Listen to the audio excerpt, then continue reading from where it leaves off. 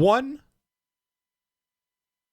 What's going on, motherfuckers? Welcome to the Crocs and Hot Pocket Show. Today is Sunday, December 17th, 2017, and this is episode number 49. Here with me tonight, I have SaltySam, SpeedDemon, and MrFortyTwo. We're going to get to these guys in just a hot second. Just a quick reminder, if you guys want to help support the show, ask a question, ask advice, or give us any type of feedback at all, remember, you can always email us at crocs@naaackers.com, or you can leave a review for the podcast on iTunes with whatever the fuck you feel like. So, real quick, let's go around the room, introduce everybody and their social media. SaltySam, what up with you? My name is SaltySam. You can find me on Twitch at SaltySam, on Twitter at TheSaltySam, and follow me on Instagram at SaltyAllDay. I ain't been doing shit. Just kidding. I'm SpeedDemon. You can find me on the GSM forums and Discord, and on Twitter at SpeedDemon2533. What up? I'm MrFortyTwo on Instagram, Snapchat, and Twitch, and MrFortyTwo TV on Twitter. Dope. And what the fuck are we drinking? I'm going to get hated on for this, but I'm drinking cherry Coke. How dare thou? I was drinking coffee, but we went to see one of my buddy's new house today, and I've been drinking all afternoon. I need to stop or I'm going to fall asleep in the middle of this podcast. You're forgiven. You are forgiven. Anybody else? Speed's turn. He's just sitting there like an idiot. Jesus. Is that fucking dunce cap sucking the IQ out of the top of your brain? I don't know. How long have you been doing this podcast? Over a year. He actually sits there and waits for us to be like, I bet you it's tea or something. Seriously. And I was too busy yelling at you. I didn't hear your answer. What was it, baby? It's sweet tea. Oh, my fucking God. Surprise! Okay, so... yeah, we'll say it now. For the New Year's Eve Crocs and Hot Pockets episode, are you going to get a motherfucking bottle of champagne or something? I don't know, probably. I don't know. Okay. If he can find something. Right. His area. I don't drink. Okay. I remember this excuse. Why has this got to be a problem? Why can't I drink my sweet tea and be fine, okay? Because nobody celebrates with sweet tea. Nobody. I fucking celebrate with sweet tea. You celebrate every day? Yeah. Yeah, bro. You pop damn day. when you're twisting the cap off of the sweet tea bottle and you hear the little plastic separates, you go, "Oh my God, it's sweet tea day." Yep, that's about right. Fucking hell. I make my own sweet tea. I don't go and buy it from the store. Do you still make it yourself all the time? Mm-hmm. Mm-hmm. Okay. The best way to make it. Why drive to the store? Why leave your house ever? Right. Yeah. Why you gotta leave your house and just sit here? Asking all the right questions. Field and like get your crops and bring it in and make some sweet tea. I mean, I mean, how sweet is the water from the swamp actually? well, fuck you, man. I imagine it's got to be pretty sweet. I was sick as a dog yesterday, and I was almost not able to make it to the podcast. So I got water because I need to actually go to work tomorrow. Listen, I'm saving myself for next week, or not next podcast. Okay, that's fair. Next podcast, I'm going to be drunk before we start. I'm going to show up here, and the camera's going to be pointing up here. I'll be like, what do you mean you can't see me? Please, Shut the fuck up. Yeah. Bullshit. Please tape your webcam to your ceiling and have your DX Racer in the fully reclined position. Just staring straight up at you guys the entire time. Just have a I would love secondary that. camera. Listen, I am comfy as fuck. That would probably make for a great episode if we all just laid on the ground for the entire show and just taped our cameras to the ceiling. You wouldn't be able to scratch your nuts off camera though. You'd have to go a whole session. I'm just instantly thinking of like, and you guys are feel free to steal this because I'm pitching it out now. But now I'm thinking of like putting a webcam on the roof, and then when I have like a rage moment in a game, I can just recline and have like a zoomed in shot. Go, Fuck! God damn it! As far as myself, ever since last week, the Weens and I have been on a little wine kick, and not we're not nothing fancy, and of course it's always refrigerated. I can't drink lukewarm wine. I just can't. It doesn't taste great. I'm sure that there is some like more high-end wines that are probably pretty good.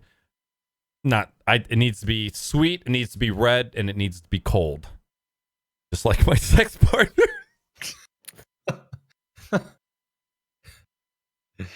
Yeah. Wow. So I'm drinking Roscato sweet red wine, and it's pretty good. I forgot how cheap wine is. We got this giant fucking glass jug of wine for like $6, and I think we each got 3 full wine glasses out of it.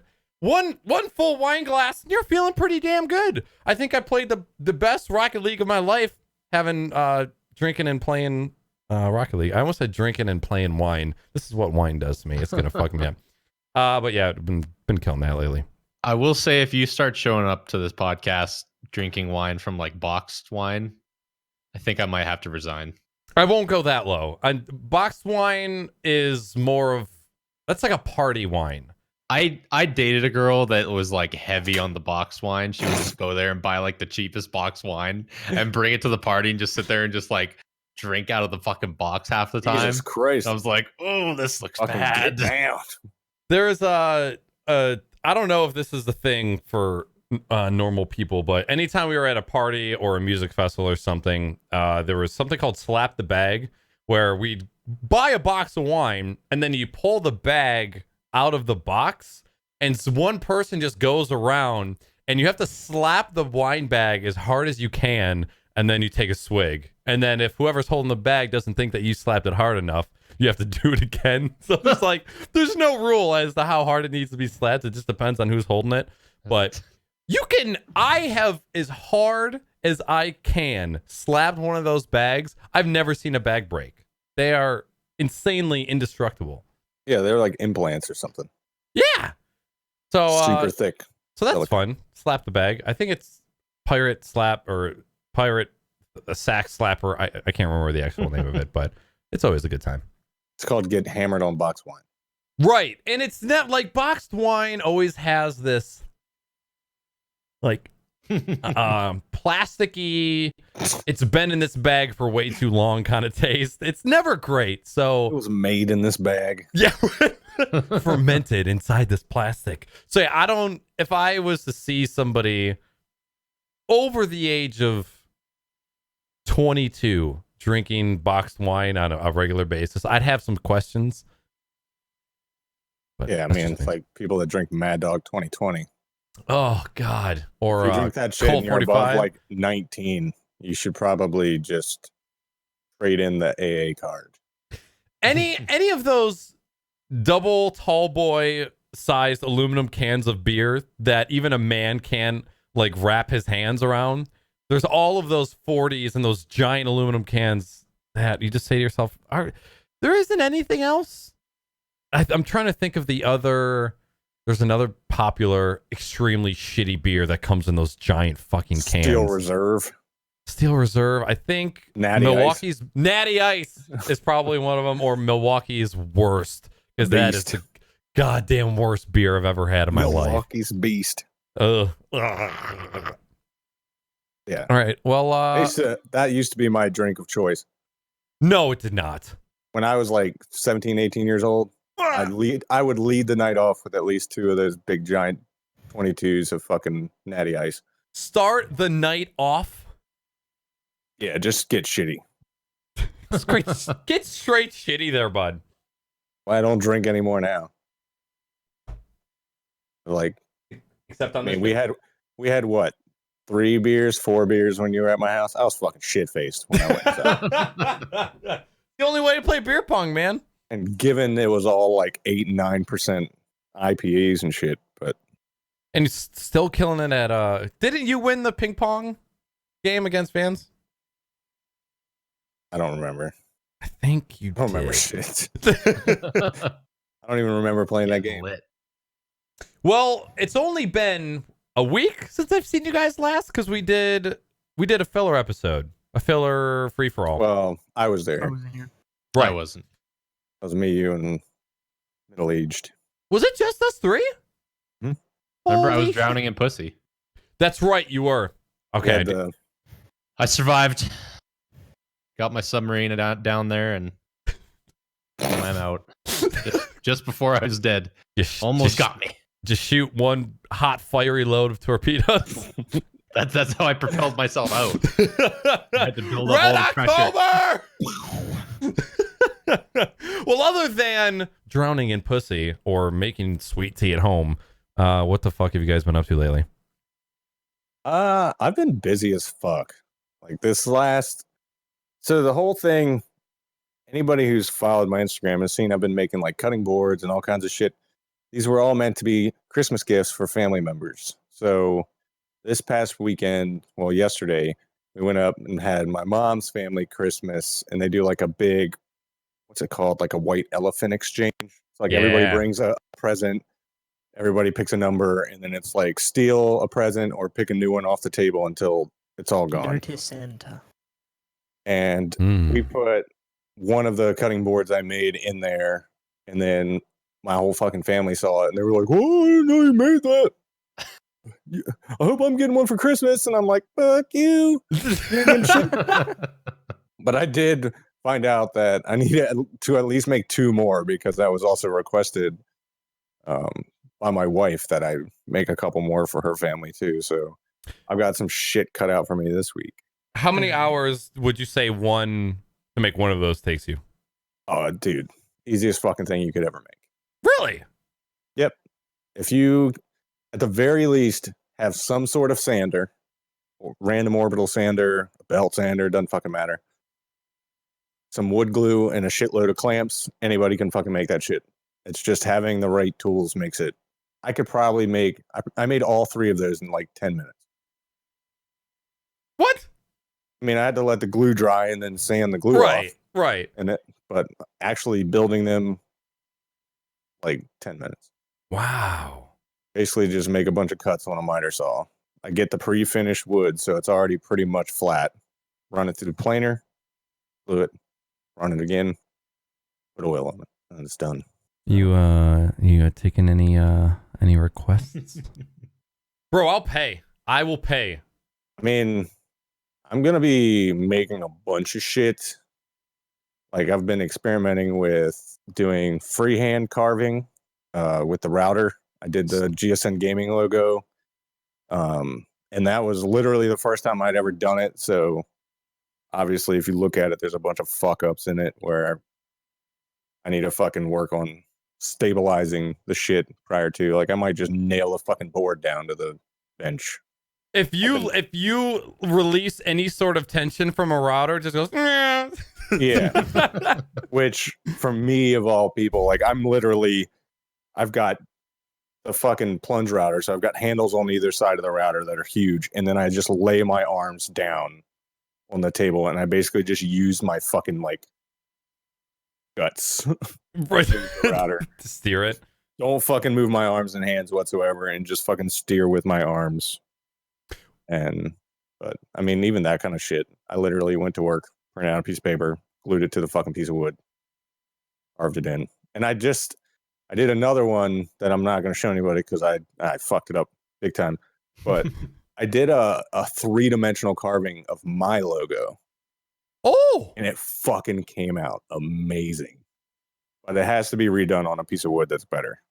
So did you router out like layers? Yeah. Oh. You know how my logo, it's like my hair and my beard are black, and then my glasses are black. Imagine all the parts of my face are all sunken in further, and then the glasses are actually carved out. Nice. And the hair and the beard was carved out. But I fucked it up in the end, so that's not making the cut for Instagram posts. But just doing a shitload of work out there. I've been working on, I went to my buddy's new house today. He literally just closed on it, I think, on Friday. Moved all his shit in. Him and his girlfriend, they've been together for like 8 years or some shit. 10 years, I don't know. But we went there. Too fucking long! Real long time. And it's fucking, the house is sweet. It's basically like the same layout as my house, but with a full basement 2/3 of which has been finished into like a huge, I guess, rec room. Like you could stick a pool table in this motherfucker. It's huge. Yes. And then the other third was a workshop. So it's just a concrete floor, block wall, but it's all insulated inside. So like you could put a full workshop down there and you wouldn't be able to hear shit. I thought that was fucking badass. I put a link in chat for you. So there's this guy I've been following for a long time. His name's Scroll Saw Scribbler, and he does some awesome like cutout 3D art style shit that is fucking dope. And he basically makes things by request, and then also do like gift boxes, like gift chests or ring boxes and stuff like that. And he's pretty active on Twitter and shit. Fucking Pennywise. Yeah. Fucking brutal, dude. Yeah, I'm not doing shit like that. Yeah, that is intricate as fuck. And yeah, a little tiny little scroll saw. Yeah, fuck that. That's insane.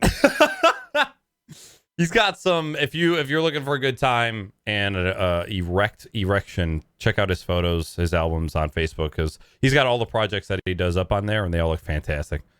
Definitely saving that, but I'm not doing shit close to that. Working our way. Yeah. If you ever find yourself an old gentleman, or I'm sorry, an older gentleman, a father and a full-time worker, if you ever have some free time and you want to make an extra like $6, I want a cutting board. All right, I will pay as much as you want, as long as it's not more than expensive than $6.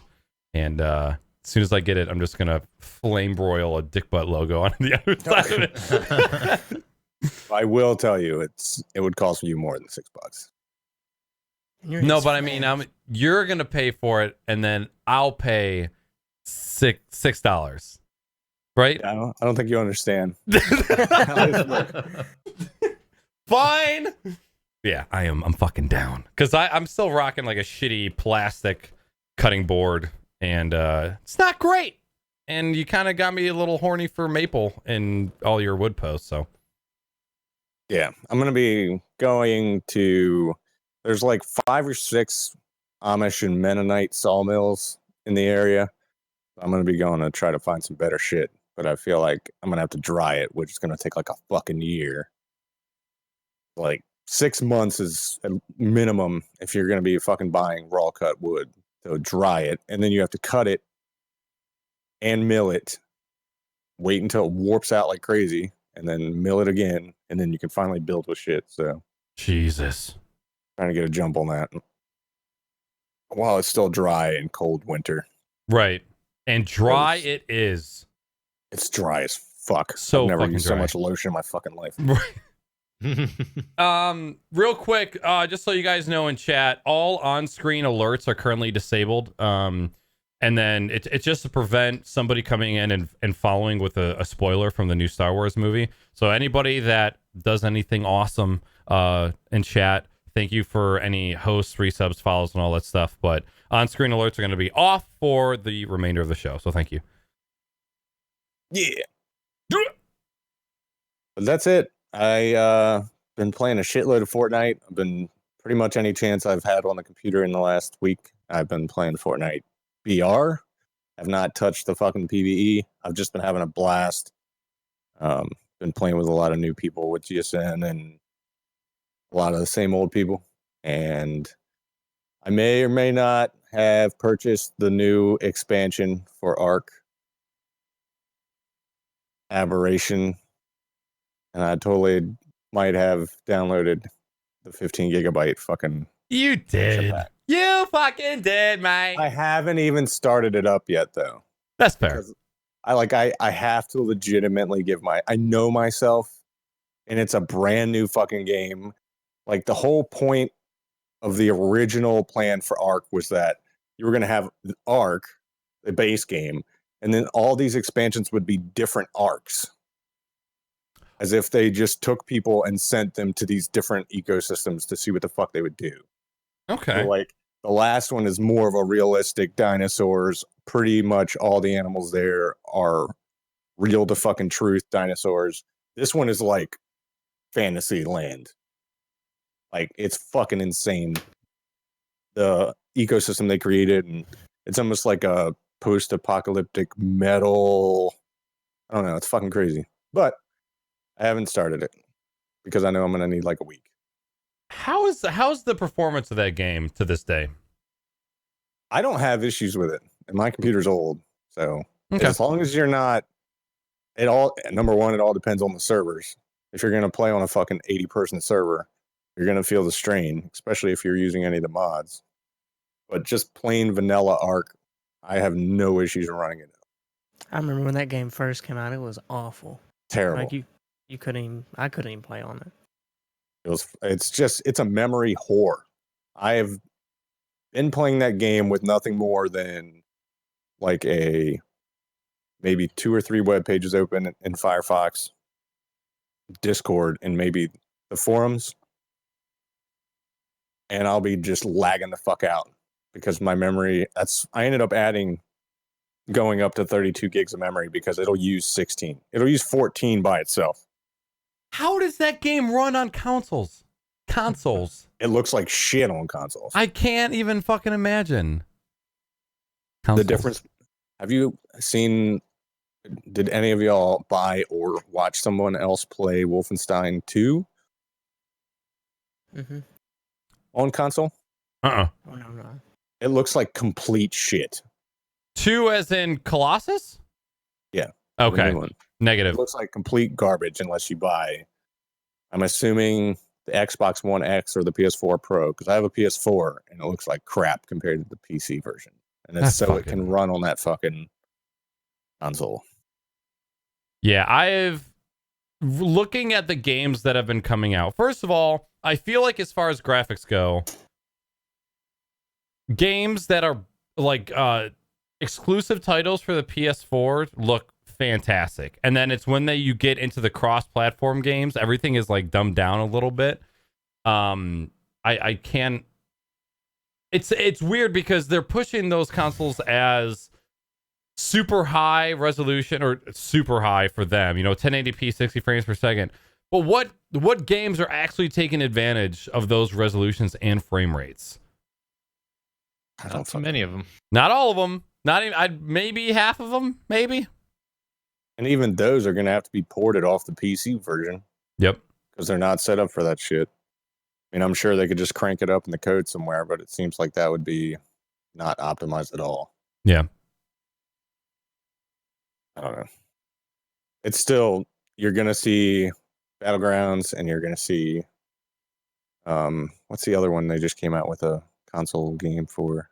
I think Fortnite's going to PUBG as well. PUBG, yeah. Yep. So they've already seen the sales in console for PUBG. Fortnite's definitely seen the sales. How the original Fortnite is really is a quintessential console game. has anybody seen what pub looks like on Xbox? Trash. I saw that video you posted today. Oh my god, it is fucking terrible. Like It looks fine. It's just the FPS is really. Wait, you think it looks fine? For a console, yes. Oh, okay. I was about to say the game looks fucking terrible. You're never gonna get anything. Like, it's hard to say because we played it so much on PC, right? But like, I mean, compare pub to The Last of Us, Gears of War, Uncharted. Yeah. Like, Yeah, oh my it's god, the pretty sad game looks when terrible. The first Gears of War looks better than PUBG on Xbox. The very first one. I'm also I just thinking like- based on like how big the map is for a console game, like that. It's one thing to say that for PC, but when it comes to a console, you don't get many of those style of games on that. Yeah, it's way more textures to render. I get that. Way more terrain. But how anybody can play a game that averages, I think the average, holy bless you, Jesus Christ, is a game that averages 10 to 15 frames per second on the Xbox, and then 15 to 20 frames per second on the Xbox One S, which I believe is or One X? One S? One S. One S. X. One X. Yeah. Both? There's two. Yeah. There's an Xbox One S and there's an Xbox One X. Okay. Yeah, I was looking at the gameplay and it looked like what pub looked like when it first came out, like when it first hit closed alpha, closed beta. And I'm like, what? Wait, you've had a year of extra development time, and it looks as shitty as it did when it came out on PC. How long is it going to take for that game to be optimized to get up to standards? I mean, at the end of the day, I feel like the same thing happened with Ark. As soon as it launched on console, everybody's like, why the fuck? How the fuck could you possibly play this on console? And then people just did. Yeah, people just... I think it was at its peak, I think Ark's playership on PC, let's just say it was, if it was 1 million people on PC, it was like 5 or 6 million on Xbox. And that was Where just are your Xbox. standards?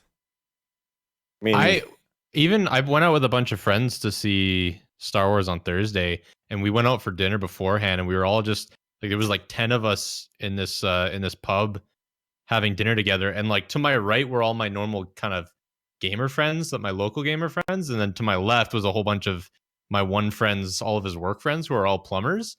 So they're all like the typical blue collar worker plumber people, and they're all console people, right? So I was like, I had my ear kind of listening, then I'm on them talking, and they were just like, bro, have you ever played this? There's this game that's on Xbox now called Fortnite. You gotta play that, man. It's so fucking cool. You drop in and the circle comes in. I'm listening to it. I'm like, man, you guys are so far behind right now. But they all sounded so excited about it. I was like, that's interesting to see. Fucking hype. But yeah, none of them said a single thing about quality of the game. They all loved it. They were just like, it's so fun to play, man. I mean, I don't know about Fortnite, but I know they talked about PUBG a couple times too, and I never heard anyone be like, yeah, the FPS is pretty shitty, but I still have a lot of fun with it. They don't have many games on consoles that are like that anyways. They don't have many survival games or battle royale games, so they're going to buy it. We used to do, what was it? Wasn't Battlefield 4 on PC? Wasn't that like the max? It was like 64 players. Yep. Mm-hmm. So and that was like how long ago? So we're so used to that now. Whereas like on console, like the one thing I heard the guy 32. saying, he's like, you can get like 80 people in a game and they all drop into this one map and you could run into anybody and you'll never know and you gotta fight your way through it. It's like, oh, you guys are adorable. Battlefield 4 for Xbox had, even on Big Conquest, it was 30 players max, 32 players max for a server. Fucking crazy. I'm seeing Fortnite for sale right now. Yeah. Is it out? I think Pretty so. sure. Huh. Okay. I heard them talking about it, so they talked about it at the Gaming Awards. Now that game is probably super fucking dope on a console. I would assume that game is probably awesome. Summit was talking about it today, and he was saying that the building aspect is what lacks the most on that, because he said that it's not the same. Like you have to hit a button on the controller to open your build menu, but then you got to cycle around like a wheel of all the building options. No. And if you go past the one that you mean to go to, you have to scroll all the way back around to get to it. Oh yeah. So apparently the building aspect is pretty annoying. You can use keyboard and mouse with Xbox now. Oh yeah, they got little plugins on that. Like I forget who. I think it was Jack Frags. You can use keyboard and mouse with people that are playing controllers as well. And there's like a big discussion how they have a bigger advantage with the mouse and keyboard than they will with the controller. I mean, how cheap are fucking keyboards and mouses nowadays? Like, can you just $15 buy your own? Right. If you buy an Xbox and attach a keyboard and mouse to it, you're dead to me. You're fucking dead to me. You just spent $500 on a shitty computer. I'm not going to get salty. It's okay. I understand. Because I know one of the biggest draws, too, is people are going to go where they can play with their friends. And I know that's the biggest thing for a lot of gamers is if all of their friends are playing on console instead, they're just going to play on console. And some of them just enjoy the sitting on the couch with the controller in hand aspect. But I don't understand it. I just fucking don't. Some people are okay with it. That was me like 5 years ago. Right, but once you had if it wasn't for finding GSN, I probably would have stopped playing on computer again. But the jump from console gaming to PC gaming is like having sex with a butthole your entire life and then finding out that there's a vagina that you can insert your shit into. It's like, oh my God, I'll never go back to the butthole. This shit lubricates itself and it feels good for them too. I am sold. Let's fucking go. But it's just like once you go past the point, how can you go back? How can you go back to fucking muddy rivers? I don't get it. There's still games I'd rather play on console. Like sports games, especially. Yeah. Like if I'm playing FIFA or NHL, I'm not playing it on my computer. I play it on console. And I mean, let's be honest. I like having a big giant ass fucking TV. And number two, it looks good enough. We play Rocket League with controllers all the time. We're not technically playing it. We're playing it on PC because it runs better on there. But right, if Rocket League was only on console only, we'd be playing that on console. We wouldn't not play it. Correct. If Rocket League had the same playability and quality on console and it wasn't on PC, we'd be console masters. You and I. Time to switch. I probably would be more likely to play consoles if they actually took 10 fucking minutes out of their day to make multiple controller sizes and styles. And most controllers, I like the 360 controller, the wired one that I use in the office. But playing with the PS4 the last few weeks, because I have Wolfenstein 2, I bought the fuck was that hacker game? Watch Dogs? Watch Dogs 2. When that came out, I bought that on PS4. Like, there's a few games that I play single player that I'll still buy for that. But the fucking controller just makes my hands hurt over time because it's so fucking small. Like, my hands are like fucking curled over top of the entire thing. Right. I want the old Xbox controllers, the fucking ones that were as big as my face. I remember seeing an article or something that they were bringing that back. Like they were remaking a USB version of that controller. They were making it for the Xbox One X. Let me be clear. I know it seems like I'm all like PC master race. Everything but PC sucks. I actually don't think that way. I just like to playfully shit on people, not figuratively. So if you guys like console games, it's all good. I don't hate you. Play what works best for you. It's just so weird for me for people to play on PC and then prefer console. It's just something I just don't understand. That's all. I mean, I definitely can't play any FPSs on console anymore. No. Even playing Wolfenstein Colossus is fucking terrible. I can't shoot for shit with a controller anymore. Period. I also can't play FIFA with a fucking keyboard. No, yeah, and I'm trying to imagine somebody playing NHL with like keyboard mouse. Yeah. Like most of the time, if I'm playing NHL, I'm playing with some of my friends that also have Xbox or PS4. I had Xbox before, PS4 now. And we just turn all the fucking rules off and turn all the settings up.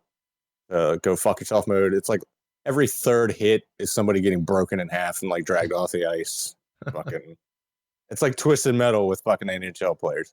Have they made it to where if you go to shoot, it goes to like an over-the-shoulder third-person mode and you can actually aim your shot, or is it all still like sky view all the time?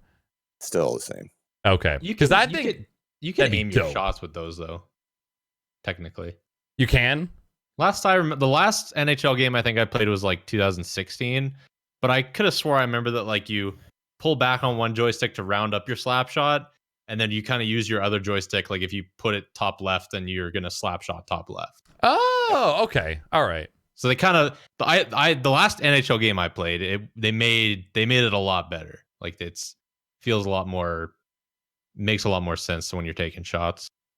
If you were doing like a career mode and you weren't, I guess this could maybe work for multiplayer too, but a Red Dead Redemption style of shooting to where you go to take your slap shot and then you got the slow-mo. So, and both you guys get slow-mo, so the goalie has time to react and the player who's shooting has time to react. But like, nutty. How many slow-mos would you have by the end of a fucking period? It's like 30 of them. Or maybe that's like a special.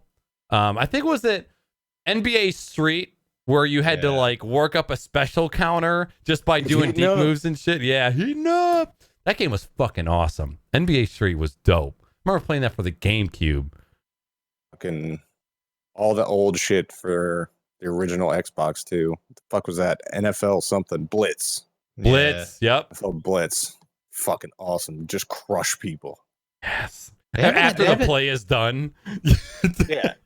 They just haven't From had a the mainstream hockey game like that yet. That's like No. a no rules type Like game. street hockey. Yeah, they need to do like a really Rollerblades. rough street hockey style game. I tend At not least- to buy sports games because they're pretty much the same every year, just stats change and the graphics get a little bit better. So last game, like the sports game I bought was like MLB 2010. Okay. Dude, one I the new MLB The Show games for PS4, I don't give a fuck about baseball at all. I've been to 2 games in my entire life. Couldn't tell you who the fuck was playing in them. I just got drunk. And I will play the fuck out of MLB The Show. I don't know Really? who any of the fucking people are. The graphics in that game are fucking amazing. Like the crowd noise and everything, especially in surround sound. It's fucking awesome. Nope. Like you have to pitch your innings. You go up difficulty high enough, you have to actually pitch. And it's complicated as fuck, sticks and everything. But the crowd is like all around you in the surround sound in my living room. So like if you throw a fucking strike, the crowd like erupts from behind you. It's fucking awesome. I highly recommend it. I would not have pegged you for an MLB guy. I didn't really pay any mind to hockey until I started playing NHL 99 on PS2. Well, PS1. It was the first. I'm pretty sure that was the first year that came out. And I've pretty much gotten it every year since. All right. Except for this year. Where did we leave off? Salty's games. All right. Guess it's my turn now. Yeah. Just what I've been up to really is just the typical work. Yesterday I went and got a gun safe. Ooh. So yeah, 63 gun safe. So I don't have 63 guns yet, but I don't want to have to That's buy a another big ass safe. fucking safe. Who the It fuck is. moved that? I did. Well, I'd had my dad help me, but it was just us two. You have like Jeez. a fucking refrigerator dolly? Thing had to weigh what, 450 pounds? 520, I think. Yeah, Did we you split fucking it like up. shore up your foundation? Yeah. Oh my god. Incoming trigger warning. You really need all of those guns, Speed. Don't you? Why Don't not? Salty. Do you really need really- all of those guns? Do you really? Does 42 really need all those hats? No. he collects them. Okay, I collect guns. Do you really Yeah, need all those place- Christmas lights? If I Yeah, actually do had a you hat need on, all I'd tip those my hat to Christmas you. lights? That's a 63 gun case. You're not gonna fit 63 guns in there. They just say that, like, oh, it's a big safe. You can probably fit 63 guns in there. I'm probably fit like 30, and that's it. Yeah, if you piled up handguns in the bottom, maybe. Yeah, Yeah. 63 noisy crickets from Men in Black. Yeah.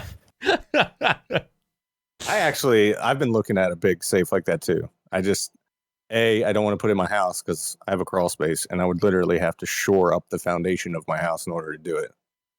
And B, I don't want to have to move that bitch ever. Right. Fuck that. No, it's That Never would again. end up in my garage with a dehumidifier installed on it Would you ever move out of Maryland? in a heartbeat. All right. Let's just all raise our money together and just buy like a big ass warehouse somewhere and fix it up. How fun that would be. I'm not buying a warehouse nowhere because if there's abandoned warehouses, I don't want to be anywhere near that motherfucker. Come on. I mean, the worst thing that could have happened. If was I'm they moving ran anywhere, Crocs I'm on moving to nowhere.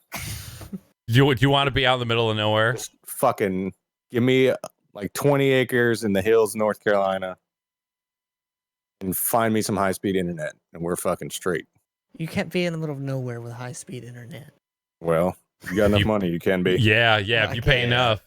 Hey, Google, run me a fucking fiber line. Motherfucking Deadmau5 has 4G antenna tower installed right outside his fucking house. If you got money, you can do whatever the fuck you want. Yeah.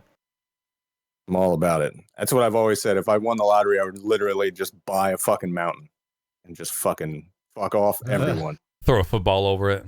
This is my goddamn mountain. Mount Salty Mountain. Yeah, stay the fuck out. No solicitors. Be awesome. Oh, I like Yeah. I like fucking just woods. You like wood? Woods.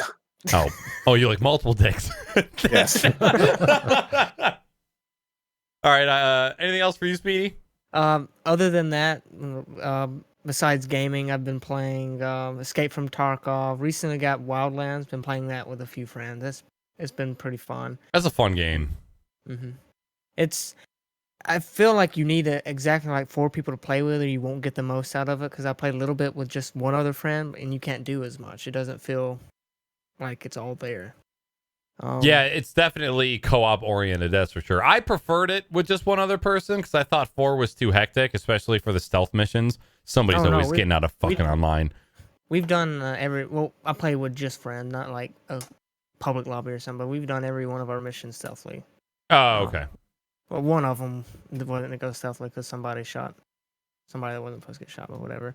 But yeah, Escape from Tarkov, Wildlands, and Divinity Original Sin 2. Those are the only games I've been really playing as of right now.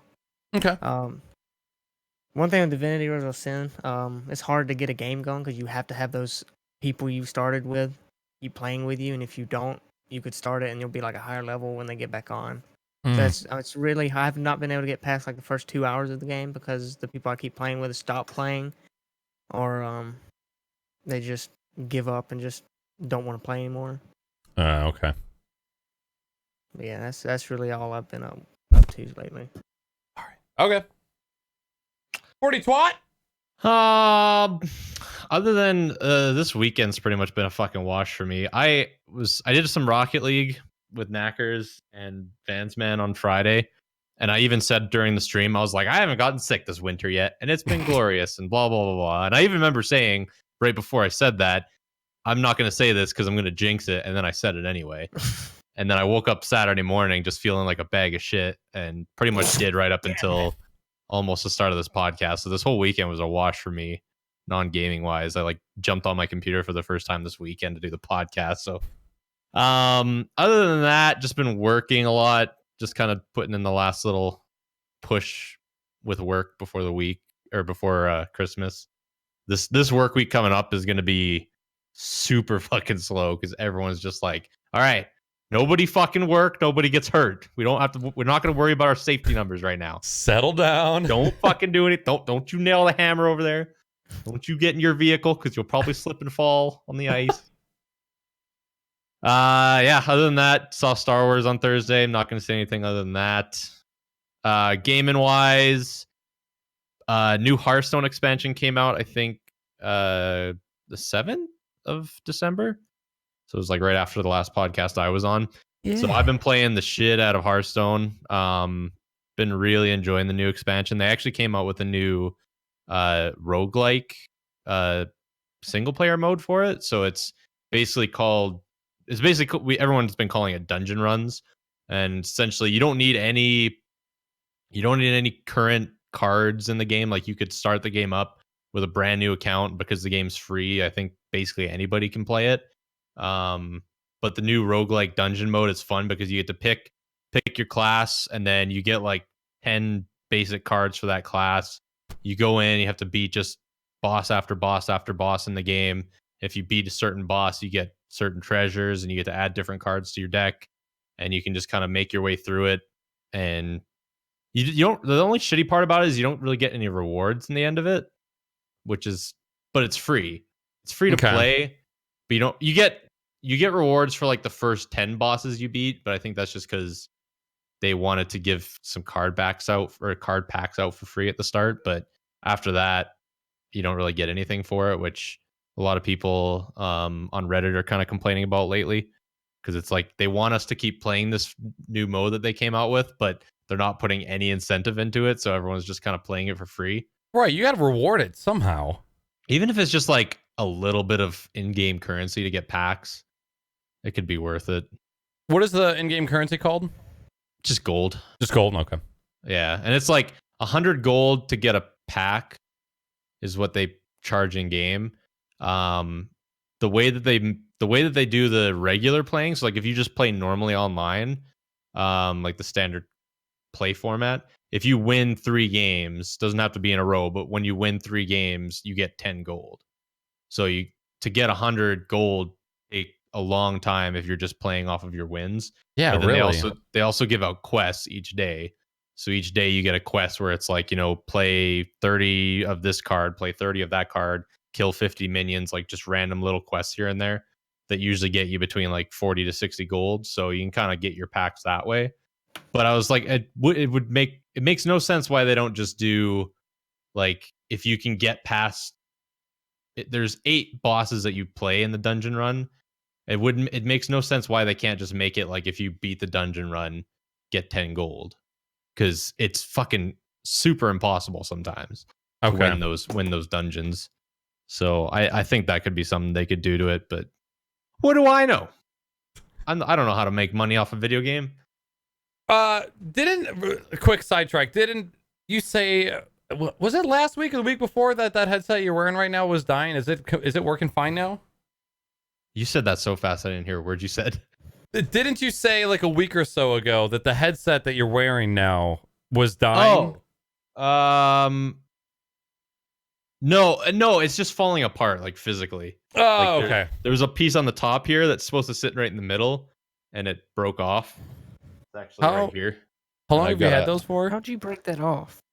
It's just like hinged on, or not hinged on, but it's just like little tiny plastic pieces. Okay. I've had this headset for probably 2 or 3 years now.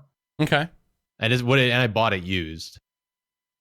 So I don't know how long it's been around before that. So okay. But it's amazing. The battery still works perfectly fine. And that's what is the most surprising to me. Is that would be the first thing I would think would go to shit.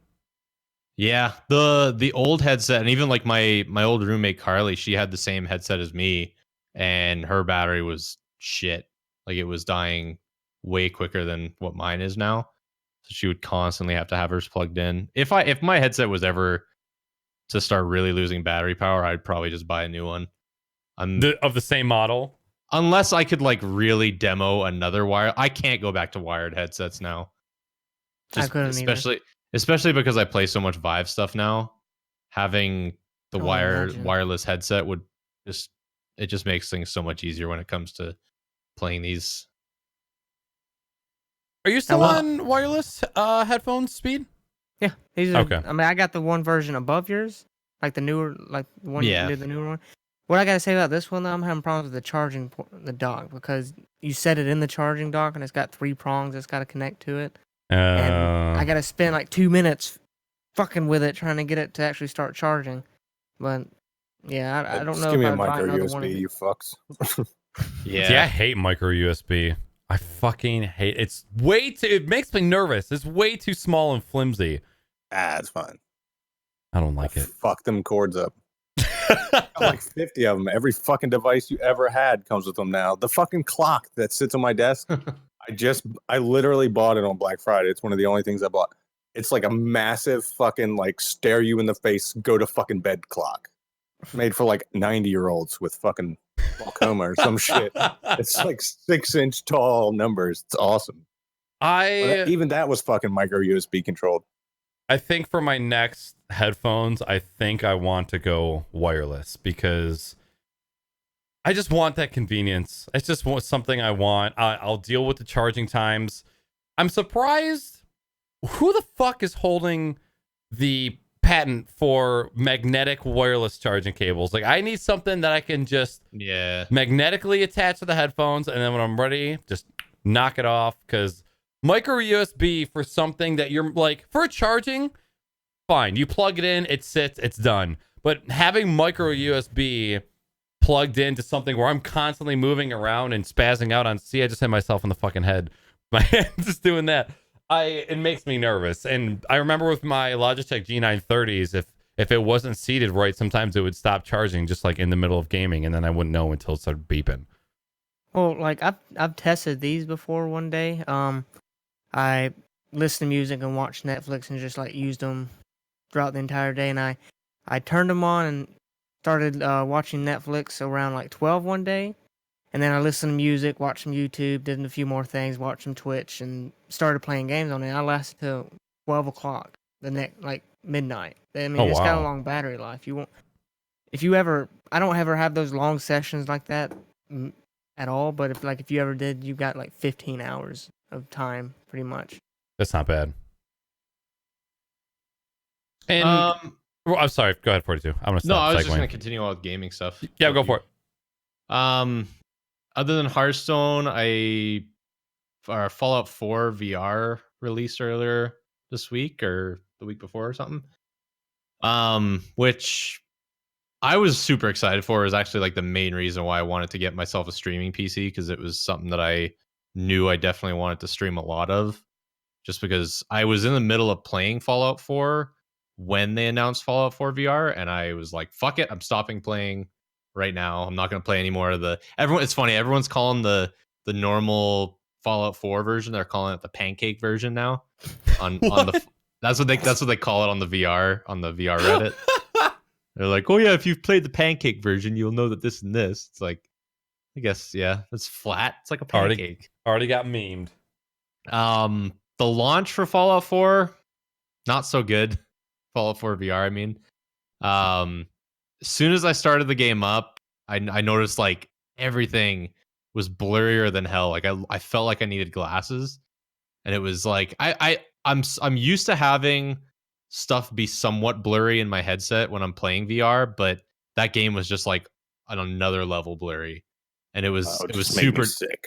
And it was like I knew that the game was going to be tough to port from a regular game over to VR, just because of the way that game was in the first place, but I wasn't expecting it to be that bad. And it kind of solidified it when I went onto the Reddit like hours after it released, and every topic was just like, Fallout 4 is a piece of shit, why does it look like crap? Everybody was just raging. So mad. And it took until the next morning for them to finally, like, they released a patch that everyone had to opt into the beta version on Steam and download this patch for it, and it fixed a lot of issues, but the game's still, I guess, basically at this point nowadays, you're basically going to have to pick between quality and performance with the game. Like, you're either going to have it be nice and smooth in the headset where you're looking around and everything doesn't jerk around, or you're going to make it where it's kind of more crystal clear and you can see things at a distance better and everything. So I'm still trying to tweak what I want.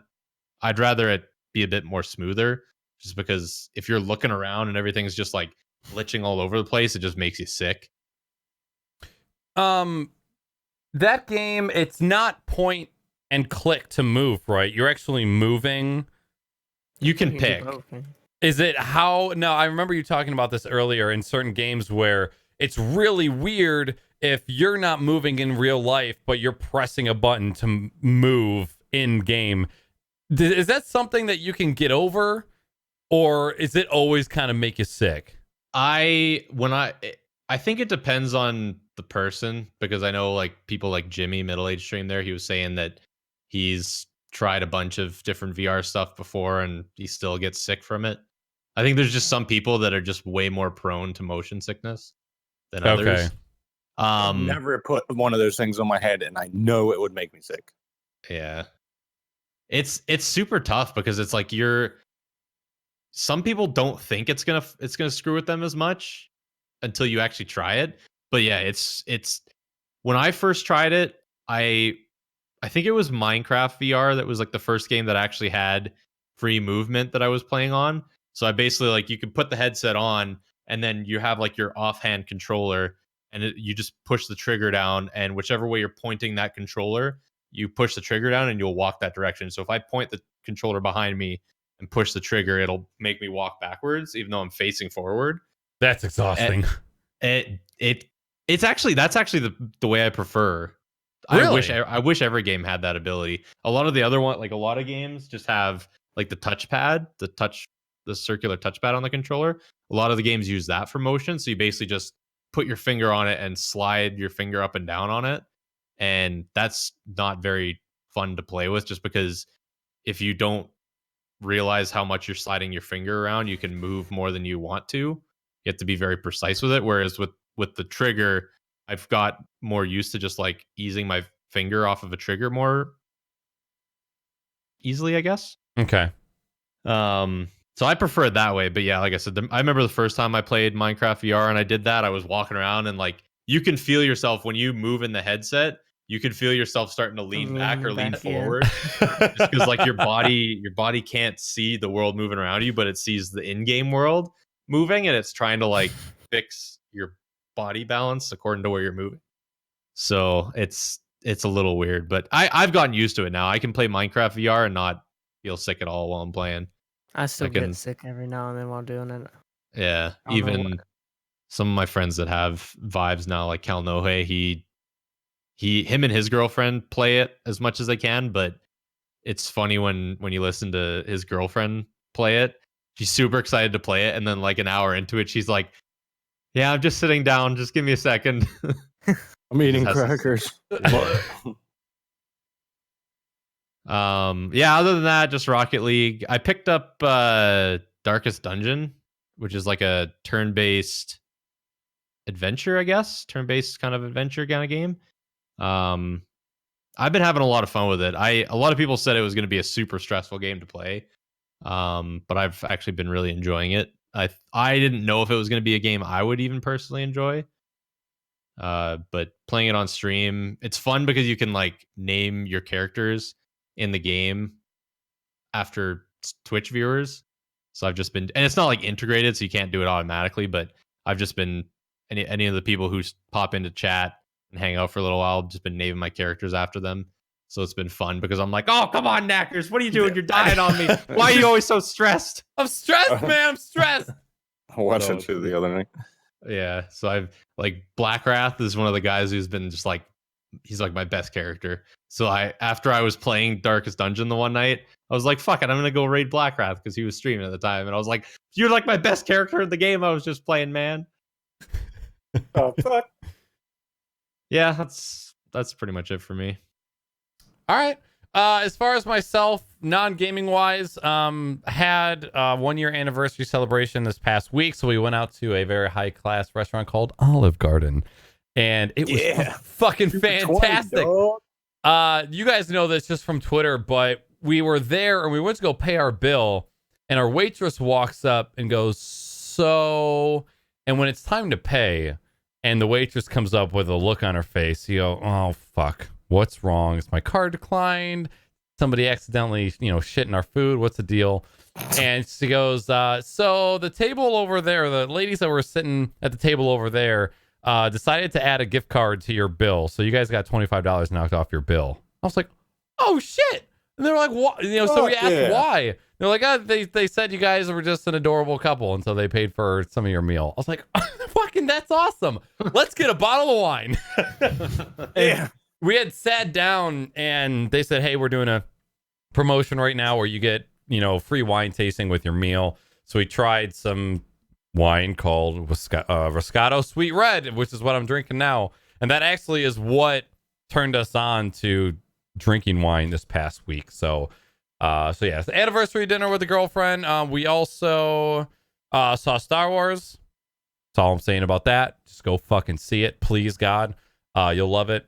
And then as far as gaming, I finished the Modern Warfare 2 campaign on stream. Been playing a shit ton of Rocket League lately. We are getting fucking good. If I don't say so myself, Vans at 42 played for 5.5 hours on Friday night. And I climbed from Diamond 1 to Diamond 3. And we stayed at the high divisions of Diamond 3. Well, they stayed at the high divisions of Diamond 3. I was like low to mid. And we stayed there almost in the entire night. I think we won over 10 games in a row in order to make that There was one point, yeah. initial climb to the point where winning seemed normal. And we were just winning over and over and over again. So been playing a shit ton of Rocket League. The Christmas event has been out, and I've been so irresponsible financially as far as buying crates, but I've gotten everything that I've wanted out of the Christmas crates so far. So shit ton of Rocket League as always. Weenie and I played the new Battlegrounds map last night. Maybe did like 4 or 5 rounds, and then I uninstalled that shit. I don't think I will play that game until some severe changes are made. The pace of the game, the still to this day, the lag of picking up guns and trying to open doors infuriates me. Going to a city with 10 or 15 buildings in it and then walking through 4 of them and finding nothing but pop and machetes, and then walking outside and getting popped by somebody with a fucking AR. I just can't. It's so annoying. I would rather, and this is why I've come to prefer Fortnite, is because there's 4 buildings in a town. You go into one building, there's multiple guns, and you can actually fend for yourself with a fucking sidearm, because you don't get a 1911 with 14 bullets. I can't do it anymore. I can't do it anymore. I can't. The map is too big. The pace is too slow. You loot for 15 minutes and then die and then have to spawn in again. I just can't.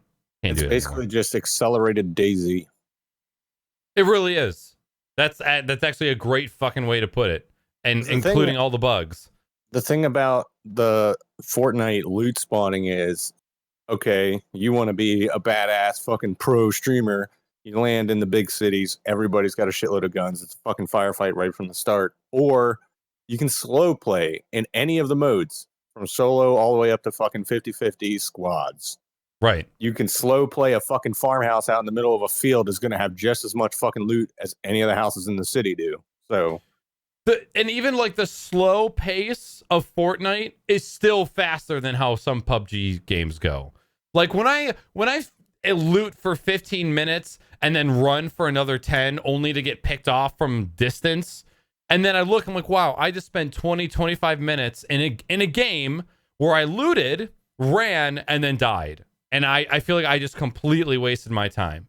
And then in the times where I decide to land in a highly populated area, like any of the cities, I run through 4 or 5 houses, can't find a gun, and then I get killed by somebody with a gun. And I just can't fucking do it anymore. It's too infuriating. I'm glad I waited and didn't purchase the game, because like at first when the game came out, everybody was like, yeah, this game's real good. I love it. You should buy it. Battlegrounds? Yeah. Okay. I didn't know if And, you're talking about Fortnite or Battleground. No. I mean, just Battlegrounds. But yeah, everybody at GSM was like, yeah, you should get it. You should get it. It's fun. And now it's just died down. A lot of people still play it, but I just hear everybody complaining about it, and I'm just glad I didn't put any money into it. I mean, I've put 240 hours into pub. I've got a lot of fucking time in it. But the fact that I've been in it that long, and simple things like opening doors and picking up guns, the insane amount of server lag and rubber banding in the matches that we were playing yesterday, I don't think I've ever rubber banded in Fortnite once.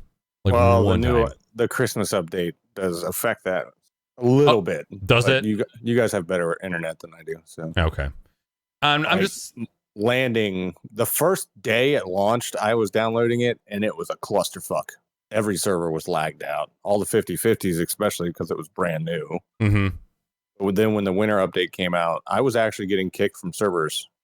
Like, I wouldn't even load onto the bus. I would load into the pregame lobby, and then I just would lag out loading onto the bus to fucking start the match. Oh, wow. I'm pretty sure before we even got into a game, Weenie's game crashed. Like, all right, I'm launching... and it crashed.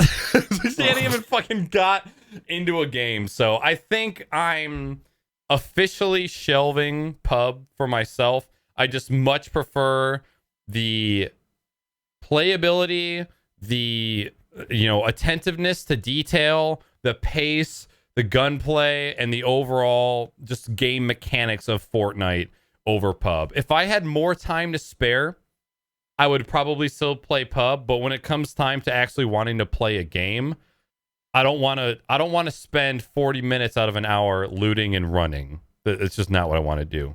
Fortnite, you can land in any spot, and then you usually can see somebody within 5 minutes, depending on what way you run. Yeah. And I feel like that game's best played aggressively. Yeah, oh yeah, definitely. The other night, I think it was me, Vans, Space, and Walt, maybe? Somebody. We played the other night, and it was Space's first fucking time playing the game, and I think by the second game, he was 4 or 5 kills.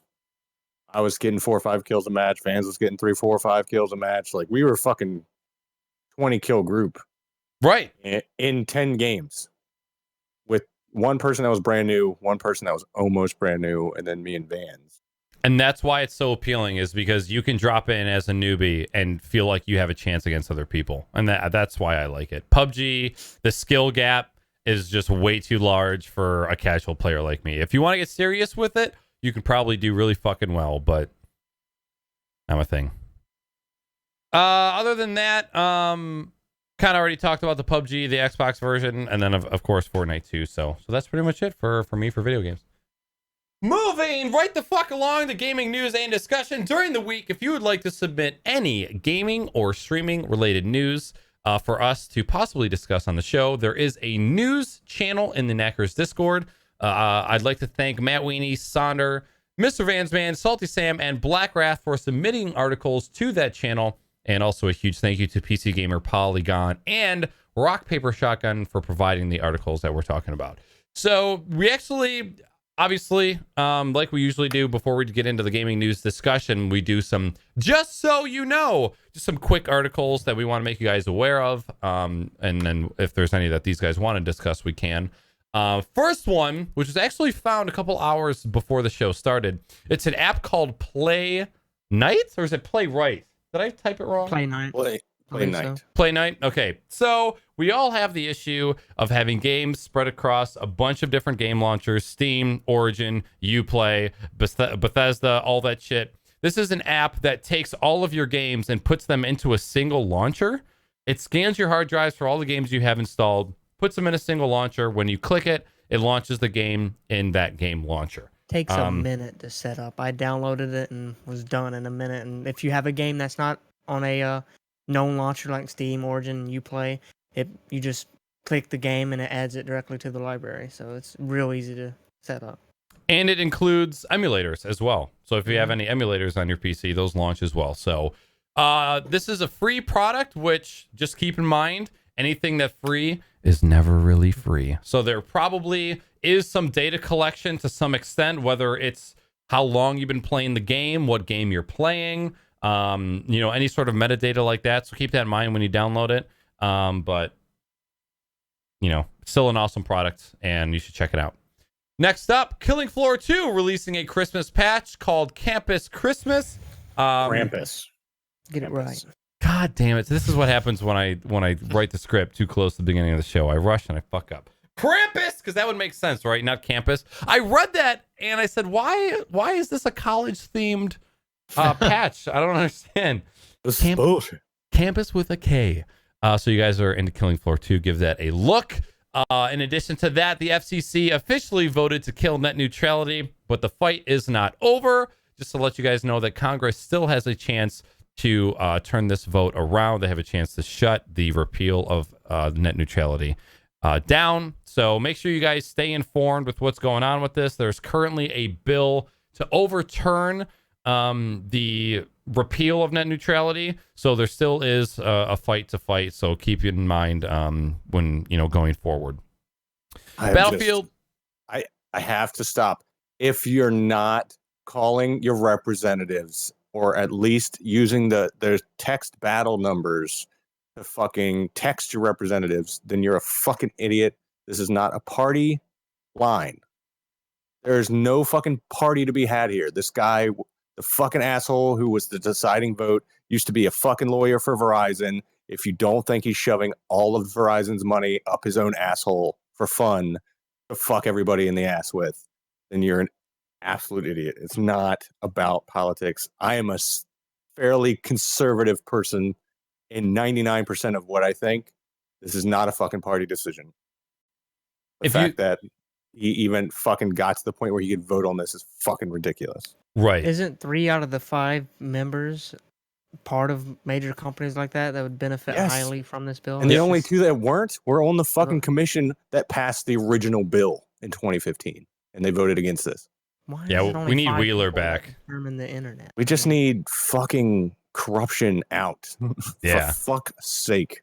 If you're How the listening, fuck does the chief legal analyst for Verizon end up as the head of the FCC only to strike down a bill that directly was impacted because of Verizon? Like, they were fucking throttling people's data without telling them. They got busted, and then they got butt fucked.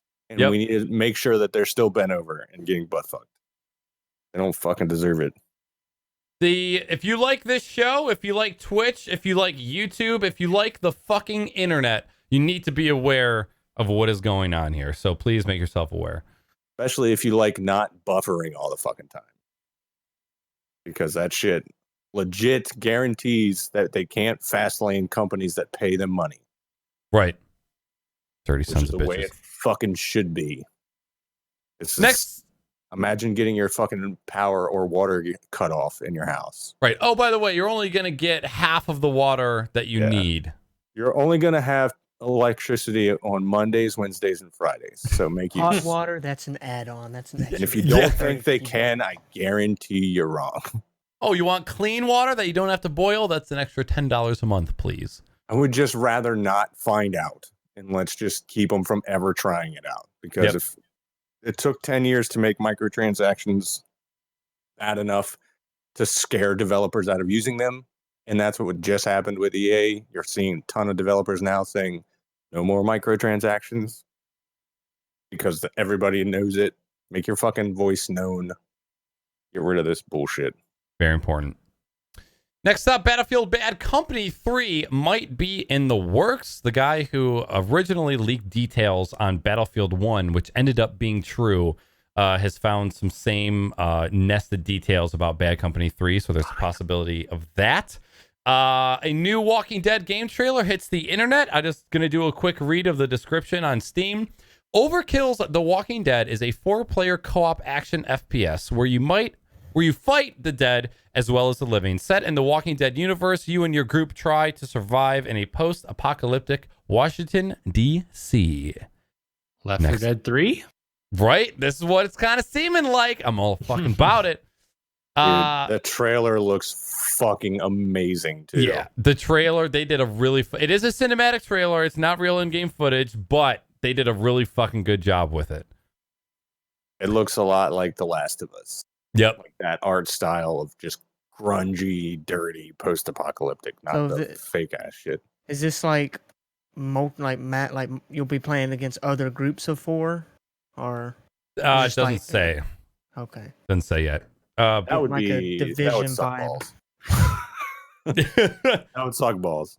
PvP in that environment would just be right. a clusterfuck. The Division 2, The Walking Dead. Anybody? That's what I was About getting. Altus life after Altus. Right. So yeah, it's 4-player co-op. So I'm thinking probably maybe like Dying Light style open world co-op, possibly. But Left 4 Dead is obviously on rails, not open world. So whether it's open world or on rails, we have yet to see. The developers behind The Culling are officially working on a new project. Mount Your Friends will deliver a 3D sequel and get $700 worth of software for $20 with the latest Humble Bundle. One of the big fucking titles that is in that Humble Bundle is Sony Vegas. So if you're looking at Vegas Edit. Sony Vegas Edit. Yeah, it's not the full pro version, but it's everything you need to do what most people do on YouTube. Okay. I downloaded it. As soon as I saw somebody post it on one of the Discords, I fucking bought it because I have Sony Vegas 12 and still use it religiously to this day. So this is an upgrade for me, and I can use all the same plugins from 12 for the most part. Got it. Okay. I just tried to show them on Your Friends trailer, and I went to the capture card, and it just showed black. So I don't know what that was, but I just watched it for the first time. It looks fucking amazing. It's the same music soundtrack from the first one. And just like it has the camera like panning across, and you see his leg, and it's just a dong wave. Yep. 3-dimensional dong. All right. I wonder, is it going to be fully 3D? Like you could climb in any direction? It showed the guy like getting launched off away from it, like inward into the screen. So yeah, I think you can. It could be hilarious. Yeah, I'm down for whatever they choose, because even if it's just a 3D version of that game, I'm down. And do you think they should add more than just 4 players, or? I think no, games are long enough with just 4 people. Oh my god, yeah, it'd be like one turn, 16 people, and then we're done. Maybe if there was like if you did Should have the 8 choice, people and honestly. 2 people have to move at the same time, like have to like That would fight be Each fun. control Fighting over it. half of the body. fucking co-op. No, I think it'd be cool to be like 2 separate individuals fighting over a spot, trying to get up the huge stack of people. I think that'd be fun. I think you should have the choice to choose how many people you're gonna play though. Right. Yeah. Any points or discussion as far as any of the just so you know points? Also, the culling is dead. Dead. Fucking dead. They said they're working on new stuff, but they also said that we're not working on the culling anymore, which is sad because it was ahead of its time. They are one of the few companies that debuted the BR style game. It's to not only to the gaming industry but to Twitch. I feel like it was H1Z1 and the culling, but I don't really know the timeline as far as when H1Z1 got big. I think it was around the same time as the culling because it was also around the same time that Ark came out with Survival of the Fittest. Okay. But I think the crafting in the culling is what did it in. It Damn. made it too complicated for most people. They didn't have over 100 concurrent viewers or players since June of 2017. Game's been dead for a while. Jesus Christ. Yep. Yeah, too bad. I remember the person that I watched play that a shit ton was actually Tim the Tatman. Tim played the shit out of the culling. I'm trying to think of any other big streamers that I saw get into that game. I know Josh OG played a lot of the culling. Yep. I watched him play it a few times. I don't remember Summit getting into it. I don't remember Gold Glove really getting into it. Lyric played it a bit. I remember Lyric that. did? Okay. Yeah. Like Jericho, I don't think The did. thing that I didn't like with the culling that kind of killed it for me was like you basically had to learn the melee right off the bat, or otherwise you were dead. Right. Like the melee was just like it was too much rock paper scissor like you basically like you go face to face with somebody, and if they can push you before you can push them, they instantly get like a free shot in, and then it just like it can get so hectic so quick that you just lose track of what's going on and you can die so quick. And then somebody can like push you away, and if you're like, okay, well this guy clearly knows how to beat me close quarters, I'm gonna back up, and then all of a sudden they can just round up and throw a spear into your head, and it's like, all right, well I clearly have no chance here. Barbecue. It is. That's the other dude who played that game a shit ton. He would rage at that game. Yeah.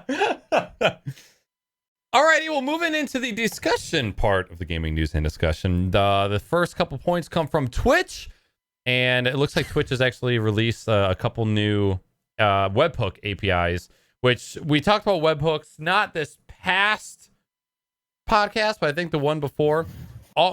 In quick summary, all webhooks is the ability to ping Twitch for real-time actions or statistics. So basically, let's say Twitch has a follower webhook.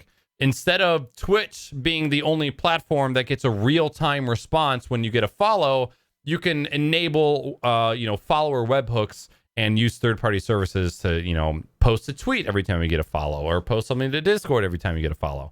And Twitch is starting to enable the use of these webhooks. And so the two new ones that they've made available to developers are Stream Up and Stream Down, and Get Clip and Clip Create. So one of the examples for the Stream Up, Stream Down is instead of having to use a bot like Muxy or Streamlabs to alert Discord for streams going up or down, which are usually, I'd probably say, 2 to 4 minutes behind. I would say Discord usually notifies a couple minutes after. With Twitch webhooks, you'd be able to immediately notify your Discord the second you go live, or within 10 seconds, I'd say. And for Get Clip and Clip Create, you can have Twitch automatically generate a clip when you get a subscriber or a certain number of viewer hosts. And I think there's that's for Clip Create. As far as Get Clip, I can't remember the example that they posted. But It'd this probably be similar to like quotes, where you could draw up you could call up a clip. Oh, okay. Like with a command in chat to have it post the chat. Okay. So really, really fucking awesome stuff. So the fact that they're opening up their API for these 3 third-party services to use Obviously, one of the biggest ones being IFTTT. If this, then that. Yeah. Which, if you haven't explored that app, it's fucking fantastic. I use it all the fucking time. That's why everybody keeps bitching about my Instagram double posting to Twitter. Oh, really? I've got it. To believe it or not, like, because of all the projects and shit I do on Instagram, I started dabbling in tagging. I know a couple people like, I follow a few people on Instagram that have a shitload of followers, and they always tag the fuck out of everything. And I don't want to put like 1,000 tags, but I can guarantee you that if you use tags the right way on Instagram and double post using IFTTT to Twitter, you'll gain shitloads of followers on both platforms simultaneously. Yep. That and hashtags are extremely important on Instagram. Yeah. And they're basically just creating a shitload of keywords. Yep. I mean, even if it's a lot of them are bots, it's still a healthy number of just random people that find your channel based off of their own searches. Yep. So, throwing that out there.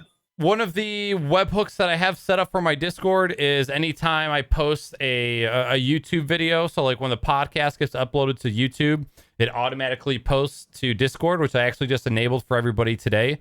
And then I have a second one, which I'm currently testing. Anytime I post a blog post to my website, that'll also get posted to Discord. And you can make it so if you have a popular news outlet that you like, every time that news outlet posts a news article, you can have it post to a channel in Discord if you're using Discord for that sort of thing. So if you haven't had the chance to explore webhooks and you want to, now's the time to do it, especially with Twitch coming out with these official ones that you can use. Awesome. Sports on Twitch. So this is something that's popped up it's been around a little bit, both officially and unofficially. Cough, UFC fights, cough. But Salty, you have better grasp on the details as far as the latest NBA thing. What's the circumstances of that being broadcast on Twitch right now? Well, I can tell you, Thursday Night Football this past week, the last Thursday Night Football game of the year, the Amazon Prime Video channel on Twitch was broadcasting the NFL game live with commentary and commercials and the whole works. And that was pretty good.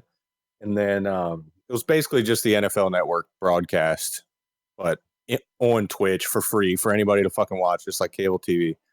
And I thought it was good, but the new NBA deal is huge. They just announced, I haven't seen it officially on their page. It was on their Instagram story yesterday that Twitch is going to be having the G League, which is the old D League, the development league for the NBA, is going to be broadcasting games on Twitch throughout the season. I don't know. I didn't see anything about how many or how often, but it seemed like it was going to be a big thing. And the best thing about it is, since they've launched these extensions on Twitch and all these developers are jumping head over fist into them, is all these sporting events have these amazing extensions for player stats and fucking last game stats and like play-by-play shit without having to actually listen to anybody.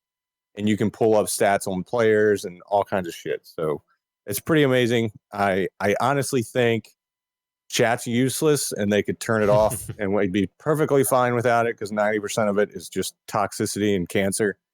But just having the right software developers under the extensions, you are basically creating the world's first interactive television on a network scale.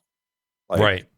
Streaming, one of the main draws for me is that it's so interactive and you can actually talk to the person who's broadcasting and build relationships that way and all that stuff. But the thought of being able to watch a major sports game and comment on it in the chat room while pulling up stats to the side or whatever the fuck you want to do, like that seems amazing to me. And I was talking before we started how fucking amazing it would be for all of these competition shows, all these competition-based shows, to have an audience participation. Even shows like fucking Wheel of Fortune or Jeopardy or American Idol or X Factor, having live feed voting or live answering of trivia questions or something, like that would be fucking amazing. and Twitch already clearly has a platform for it. In before gambling Twitch extensions where you can bet on the outcomes of games with Twitch currency. Oh, I guarantee that's going to happen Yep. one way or another. It'll be bit bets. Yep, bit bets. Who's going to make this touchdown? But like fantasy football. I wonder if they'll ever allow rebroadcasting, because then I think it'd be cool for anybody who's involved with sports, like, hey, I'm going to rebroadcast the Eagles game, and all of my, people who are NFL fans can come and hang out in my chat, and we can all watch the game together and make predictions on plays and shit like that. I think that's cool, but I don't know if the rebroadcasting for everybody would be a thing. Yeah, Well, none of the major leagues are going to do that. I don't think they would allow that because you're just basically streaming the NFL's property off your stream, wouldn't it? Yeah, they're dickholes. They're not letting that happen. They want all the money themselves. Right. I know Gold Glove was doing it for one of the last games, one of the other games that they had on Twitch. He was rebroadcasting it on his channel, but I'm sure he got permission through somebody to do it. Right, because he's a huge fucking sports head, isn't he? Yeah. Well, if you got enough money, you can do whatever the fuck you want. It's true. There's a recurring theme on the show. Welcome to capitalism, motherfuckers. What do you guys think about sports on Twitch? I like it. It's something that I hope gets big. Really? Who needs cable or dish anymore? I mean, Right. That's the big thing. Could you imagine not having to fucking pay for cable? Yeah. I mean, you don't have cable TV, right, Naaackers? Nope. I've got all that shit. If I got rid of that, that would save me a fuck ton of money.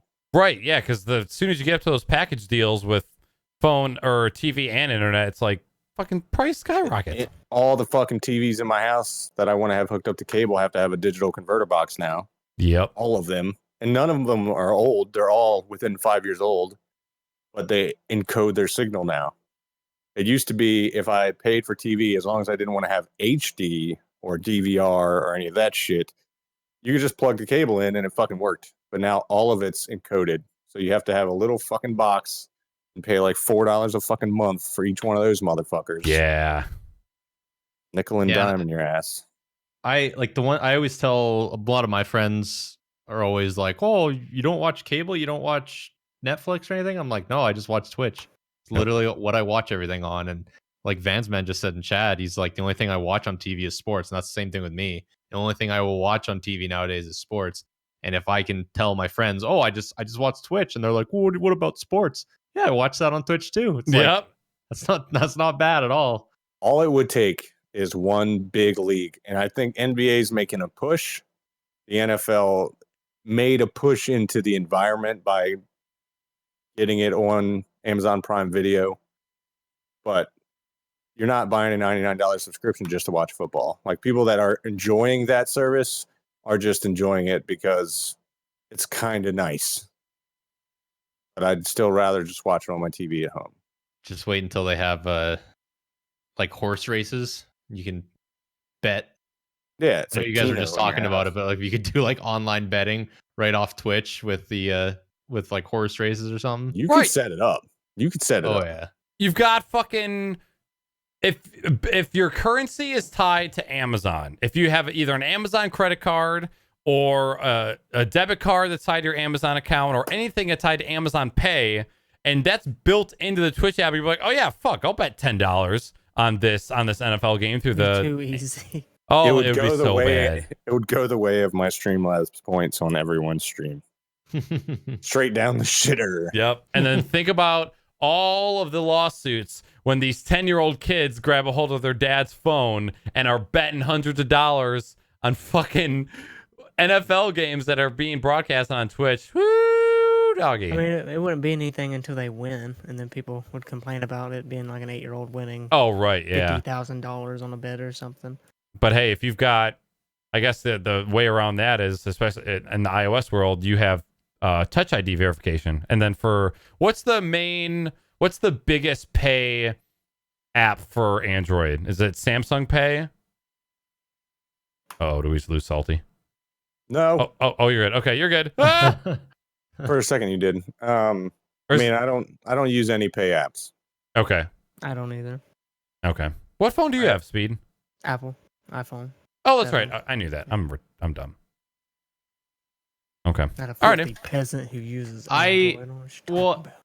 And I remember Blackrath when he was talking on Twitter or something about or he posted an Instagram thing of he used to play paintball just like I did, and he was mentioning how he thinks paintball could maybe do well on Twitch if they figured out a good way to broadcast it to it. I think paintball itself is tough to watch from a spectator view just because you can't see where certain people are shooting and everything like that. But I mean, you get a couple of them fucking wire guided cameras like they got in the NFL, and you're fucking in there like swimwear.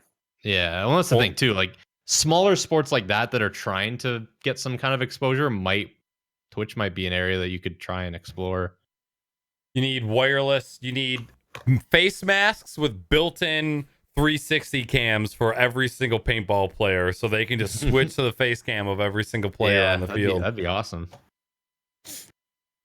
All right, and last but not least, Twitch Prime Loot. If you guys are Amazon Prime users, then you are definitely Twitch Prime users. And the free game that they are currently giving out is super hot. And if you haven't played the game ever, fucking play it. It is such a fun game. And if you happen to have VR, you need to get this game on VR. Even though it's not going to be free for the VR version, hands down the best VR game I've played. It's super hot. Dope is dope. I ever smoked. Dope is fucking dope. All right, moving on to microtransactions. So there's actually, we've got a couple different breakdown points within this. But the first one I wanted to shit on was that Grand Theft Auto 5 has released a single new heist.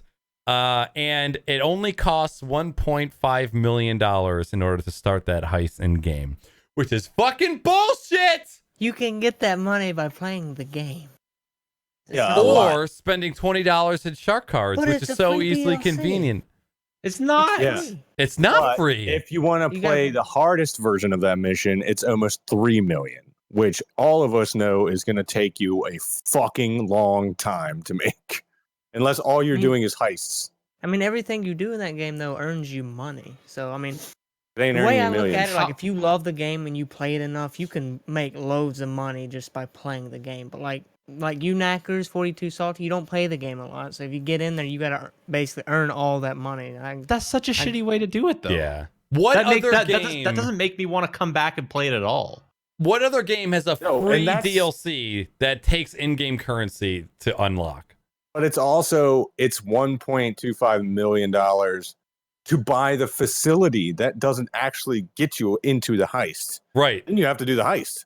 It's another, I think the startup cost is 80 grand, 70 or I guess 80 I grand. I view it differently. I mean, I played the game. I have decent amount of money. I bought one shark card, and that was it. Just because I enjoyed the money and wanted to put a little bit. Enjoyed the game, wanted to put a little bit more money into it. I've played about the hours I played the game. I've earned all my money to buy all the stuff I got. It's not hard if you just play it to have fun and not worry about like, oh, I need to get this money to do this. Yeah, I can see how the microtransactions, how you can say, oh man, they're making me feel like I have to pay for this. But I mean, that's just, I haven't had that problem with it yet. I think I I don't would play have the much game rather as them much just now, though. release it as a paid DLC. Hey, just pay for this DLC. It's an extra heist. But that would have pissed me off probably even more. I don't think there was a way to win in my book for this, but that just doesn't seem, because it's not like if they didn't offer shark cards, I would maybe see the reasoning behind it. They're like, oh, yeah, if you want, you can grind in the game to get money. But there's also these shark cards that are only $20. And I think that's how they get you, is like, oh, yeah, it's a free DLC. However, if you want to play it the day that you download it, you have to pay $20 if you don't already have the money. Not if, Yeah. I mean, In most times cash, you it have goes money. up to 2.95 million, according to the article. Yeah, that's Cheapest is 1.25, up to almost 3. It I mean, just that's seems just- like a the grab. facility, just to buy the facility, and well, of course it's a grab. The damn game's like 5 years old. I mean, just like that same thing with the other heist. You needed to have a 10-car garage penthouse. No one complained about that. I mean, that's how I'm viewing it. It's just, But wasn't the penthouse like 200 grand? Not the first. It was pretty ones. I cheap. think they integrated like cheaper ones. I later on. bought a 10-car garage and the penthouse apartment with the money I got from buying the game.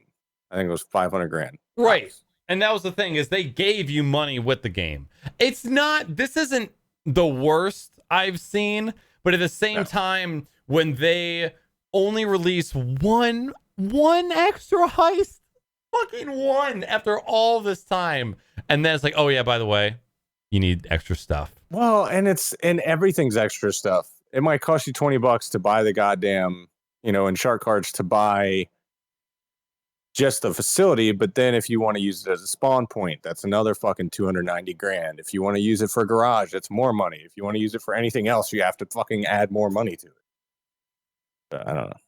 I didn't buy the fucking any of the shit for lowrider crap. I didn't buy any of the shit for the yachts. I played motorcycles for like 2 weeks, and we had a lot of fun with that, fucking around with G for Greg. But that was as far as I went. Okay. I just feel like I always end up getting money in the game, and then I just spend it because I'm doing a bunch of random shit with friends and dying all the time and having to spend all this money on ammo. Right. And then they expect, like, this is the thing, they expect everyone to have this 1.25 or more million in game when this is released, where most people aren't going to have that. So then they have to spend the $20 in order to play the content that day, or you got to deal with public lobbies where there's probably, I don't know if there is, but there's probably still a whole bunch of cheaters and ways to get illegal money, or you have to do random missions with people or something like that. And I'm gonna post another link from that article for a Reddit article that breaks down almost all of the costs of the shit that was added. If you all do the heist missions, if you do one of the existing heists on a moderate difficulty, how long does it take, and how much money do you get if you split it evenly 4 ways? Because I want to know how Depending long on it the would heist. take to Depending on the earn $1.5 million minimum to get into this new heist. if all you're doing is heist and you're doing it on the hardest difficulty and kicking ass, it's gonna be a couple hours. Yeah, Sure. you're gonna. I mean, you can make $120,000, $130,000 a heist if you do it on the highest difficulties and you do it within certain time frames. You can Okay, make a shitload of money on the heist. So But that's probably hard. 2 hours, I'd say, for one heist on hard to make that amount of money. Could be. See, I don't know how many That's if steps you it is. survive. if you survive and you do it well. So this is all guesstimating, by the way. Don't take our word for it. But 20 hours of doing heists? I don't know if it's that much. Maybe like 6, 8. Yeah, definitely 8. Okay. Probably more. I mean, let's be honest. None of us are acing every fucking heist in hard difficulty anyway. When we played on stream Speed for doing the heists, and 42, you were there too, wasn't it like 4 hours in order to do one of them? We fucked around a lot too. You guys killed each other a lot too. Yeah. That's true. And that last mission where we had to ride the bikes off of the fucking first mountain. Time, we almost did it the first time, but my bike hit robot and it just went down from that. And down you went. So yeah, I don't know. It's just it just kind of struck me the wrong way, because the heists were the best part of that game, in my opinion. And for all this time to pass and only one to come out and it to have a stipulation, I was They just said kind it's of like 12 hours to do it, though, I think. Or do the stuff they added. I may have read it wrong. I was skimming over and saw 12 hours to do content, so. Okay. I just like I the don't fact know. that they added a orbital cannon that you can add to your facility that costs almost $1 million on its own To fire once. and costs $500,000 per manual shot, or if you put it in automatic, $750,000 per shot. What does it do? It shoots a some laser kind of fucking from cannon. a satellite and kills people with it. I haven't used it yet. I wouldn't spend the money to shoot a cannon, but Jesus. if you think it was bad before going in the lobby, when you go in a lobby and there's a hacker with 50 billion just killing everybody with a laser from the sky, it's scary. Oh my god. I mean, I kind of want to jump into a fucking match just to get some free hacker money, and then I can fucking get in this DLC. You're about to get banned. This happened last time. Didn't somebody in GSN lose access to their account? Yeah, I Jordan. think, Jordan did. He Naughty, says naughty. he got hacker money, but Look, I've forgotten hacker money a bunch of times. Whatever. you're bad. Fuck. They can't fucking stop it. I'm just sitting at a stoplight and there's just money raining from the fucking sky. You think I'm just gonna throw that on the ground? Fuck you. I'm going to buy a car right now. Get me a McLaren and some guns. I forget I'm who gonna I give was me a playing with. Bugatti. I forget who I was playing with at the time, but like there was a hacker online. He made all of us start stripping, and he started dropping money from the sky. So we're on a stripper pole just getting money. I think I got out of that with like 2 million. Jesus. I remember It's back fucking when dumb. the GTA 5 hacking first started, and I remember seeing this YouTube video of a guy who was like having a meltdown because he got all this illegal money, and he's like, "What do I do, man? What do I do? I don't want to get banned." And his friends are like, "Go spend it right now. Just spend it. They'll never know." It was like everyone was getting so crazy about it. I was like, "Oh my god!" I'm just saying that was the advice that was given to me. Yeah, I've done it. I couldn't tell you how many fucking times. Every car I own. Rockstar is every day planning to come to your house and just take all your guns. Come and You're gonna ban get a it. warning letter. You can ban me from your fucking 5-year-old game. Goodbye. And I don't think I can hookah sleep at night. hose makes a good point. Once you buy businesses with money, you Okay. make money as you play regular missions. Like some of the weed warehouses I have make $400,000. Eventually, you can do a run that will get you that money. The more business you have, the more money you can get. You just got to have money to make money. Yeah. Got It's kind of like fucking Saints Row 4. Yeah. You just hack mean, if all the you- buildings in Saints Row 4. You never have to do shit because you just have an endless supply of money all the time. Yeah. And if you have a lot of businesses and you make out with some good runs, you can earn that million, 2 million easily. So Okay. but again, that stuff's it only like you gain more weed in your warehouse as you play. So if you quit playing, it doesn't charge up. So you got to be playing the game to get it. So Got it. I think to get like a full warehouse full of it would take a couple hours, but then you could do a run. But the thing about the run is you got to do it in a public lobby and somebody can fuck you over and steal your shit. Okay. Full Yeah. warehouse full of weed. Yeah, I or will- cocaine or fake IDs, just a bunch of different stuff you could do. Have you? I know that GTA 5 RP has died down a lot, but there's still a lot of amazing casters that are still doing RP. Have you guys seen the new Family RP server? No. Pretty dope. That's the new experimental one that they're coming out with, like their very own, the one Yep. they rebuilt the 5M platform on. Yeah, it's out. They're currently playing on it right now. I'll have to check it out. I have not. It's pretty Whatever dope. The fuck happened between? Didn't something happen with Sheriff Eli? And He doesn't play Grand Theft Auto at Yeah. all anymore. It's Like- all Arc. He got fucking and Rust and whatever the fuck else, but didn't they have a falling out of sorts? Yep. Yeah. Yeah, Some he's crazy shit on stream or something. I don't fuck. yeah. Weenie was looking into it the other day, just trying to figure out what happened, and she found like a couple clips, but the original VOD, I guess, is like muted or deleted or something. And yeah, there was some sort of falling out where a bunch of people just started killing their characters off permanently, and then so I can't remember if he like removed himself from it or if they asked him to leave. I know that a big thing was they made a change at what he could do or whatever people at that rank could do in order to ban Right. people permanently. And I guess he wasn't a fan of that, but I haven't been watching any GTA RP in the past few weeks. I just started. I've been watching pretty much nothing but Fortnite. Really? I fucking love watching people like Grims and CDN and all them fucking guys. High Distortion. I watch them all. Because Okay. they're on 24 hours a fucking day. Right. All the time. There's at least one of them, whether it's Ninja or CDN or fucking CDN is fucking hilarious. I'm so glad. that shit with the phone Yeah. he does on stream is the funniest shit. He just has like an old rotary phone sitting next to his fucking computer. And whenever he's trying to be like a smart ass, he'll turn his fucking voice changer on to like an old school radio announcer and then fucking pick up this random ass phone to the side. It's fucking hilarious. He's hilarious. I couldn't believe that. I didn't know about him until Summit started doing duos with him. And I was like, this guy is fucking hilarious and brings a side out of Summit that you don't see with any other streamer. Rocket League. So this is a real quick one, but we were talking about Rocket League in my Discord the other day about crates and shit like that. And Hugo asked how much I thought I had spent on Rocket League microtransactions. And I went back and added it up.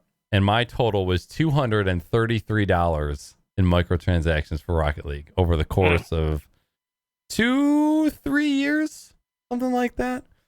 So it's a lot of cash. I am living proof that microtransactions work, but You're the problem.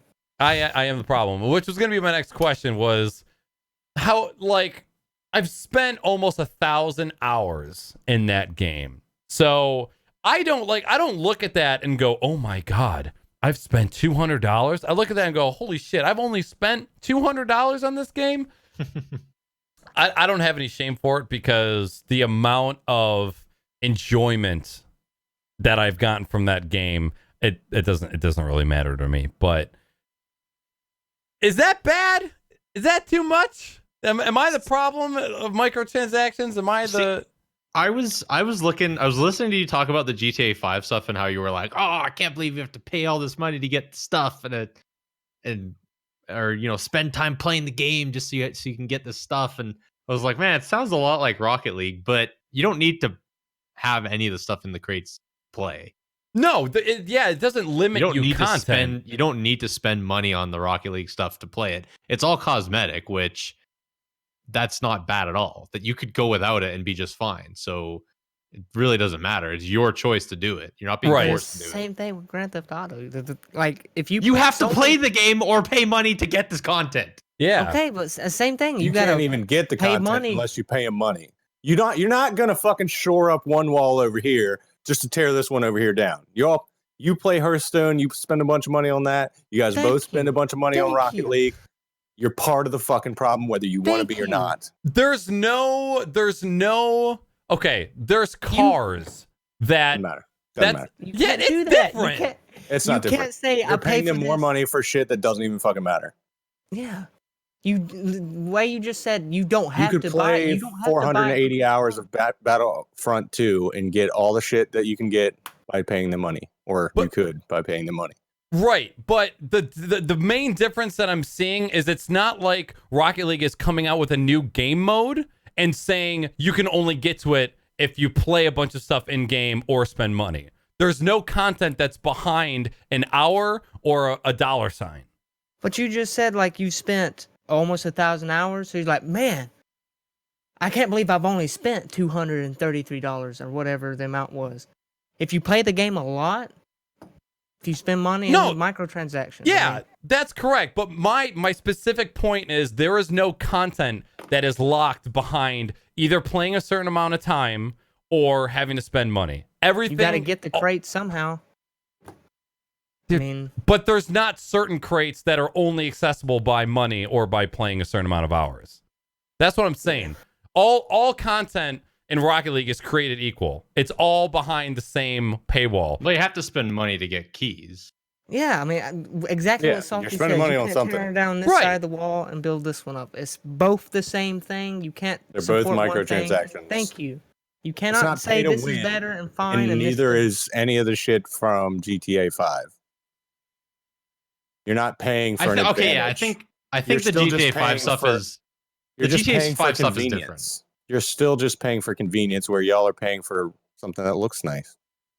Comparing it to GTA 5 was probably a bad comparison because yes, I do agree. You don't need to pay to get the GTA 5 stuff. You do have to play a lot to get that stuff. You have to pay to get the Rocket League shit. Yes, there's no you doubt can't get it just by. But it's just cosmetic, customization stuff. Yeah, you don't have to. It's still microtransactions. Yeah, but you don't have to. That's not content. It's part just of the overwhelming umbrella. We're not just talking about companies fucking people over with microtransactions. We're talking about microtransactions in general. Right, but I mean, one of our most common arguments, especially on this show, I'm not saying is it's a bad thing. I don't care one way or the other. no, but you're saying we can't bark up one tree because it's similar to another tree. We like microtransactions for cosmetics, not for paying to win the content. Like I would just rather have no microtransactions at all. well, That's Make it I so would that like a can lot of earn- things. Make it so I can earn everything by playing your fucking game. Right. Instead of trying to nickel and dime me for every fucking thing. That's a perfect world, but yeah, I see a distinct difference. They're both microtransactions. There's no arguing that. But what type of microtransactions they are is a huge difference. You're not getting limited to what you're able to do in the game, content-wise, game mechanic-wise, with the money in Rocket League. It's all cosmetic stuff. In Grand Theft Auto, it's, oh no, hey, there's this new part of the game, but you have to spend a bunch of more hours in order to play it, or you have to spend money. There's nothing like that in Rocket League whatsoever. But in Grand Theft Auto, you can get that content if you play the game. You can't. The same thing, Salty. So you can't support one thing and then not the other. Yeah, That's you why I do can. that. So Look, one of 'cause you your play the game a lot and support it. That's fine, but it's still microtransactions. Yeah, it's cosmetic, and the other thing gives you money. But if you play the game a lot, you're gonna have that money. I mean, so they're both. to quote you, I have heard you say, I am okay with microtransactions as long as it's cosmetic. Yes, I'm fine with that. But I mean, So- you can't say this is bad here and this is good here. They're both. Yeah, you're saying the same thing. You're saying that microtransactions are okay if it's cosmetic, but it's not if it's content. You're saying the same exact thing I'm But you saying. can still get that stuff by playing the game, though. I'm like, if it says, "Oh, you can't play this unless you pay this $30 here," then yeah. But you could still get the money by playing the game. I have the money. I can get on and buy it now because I've been playing the game.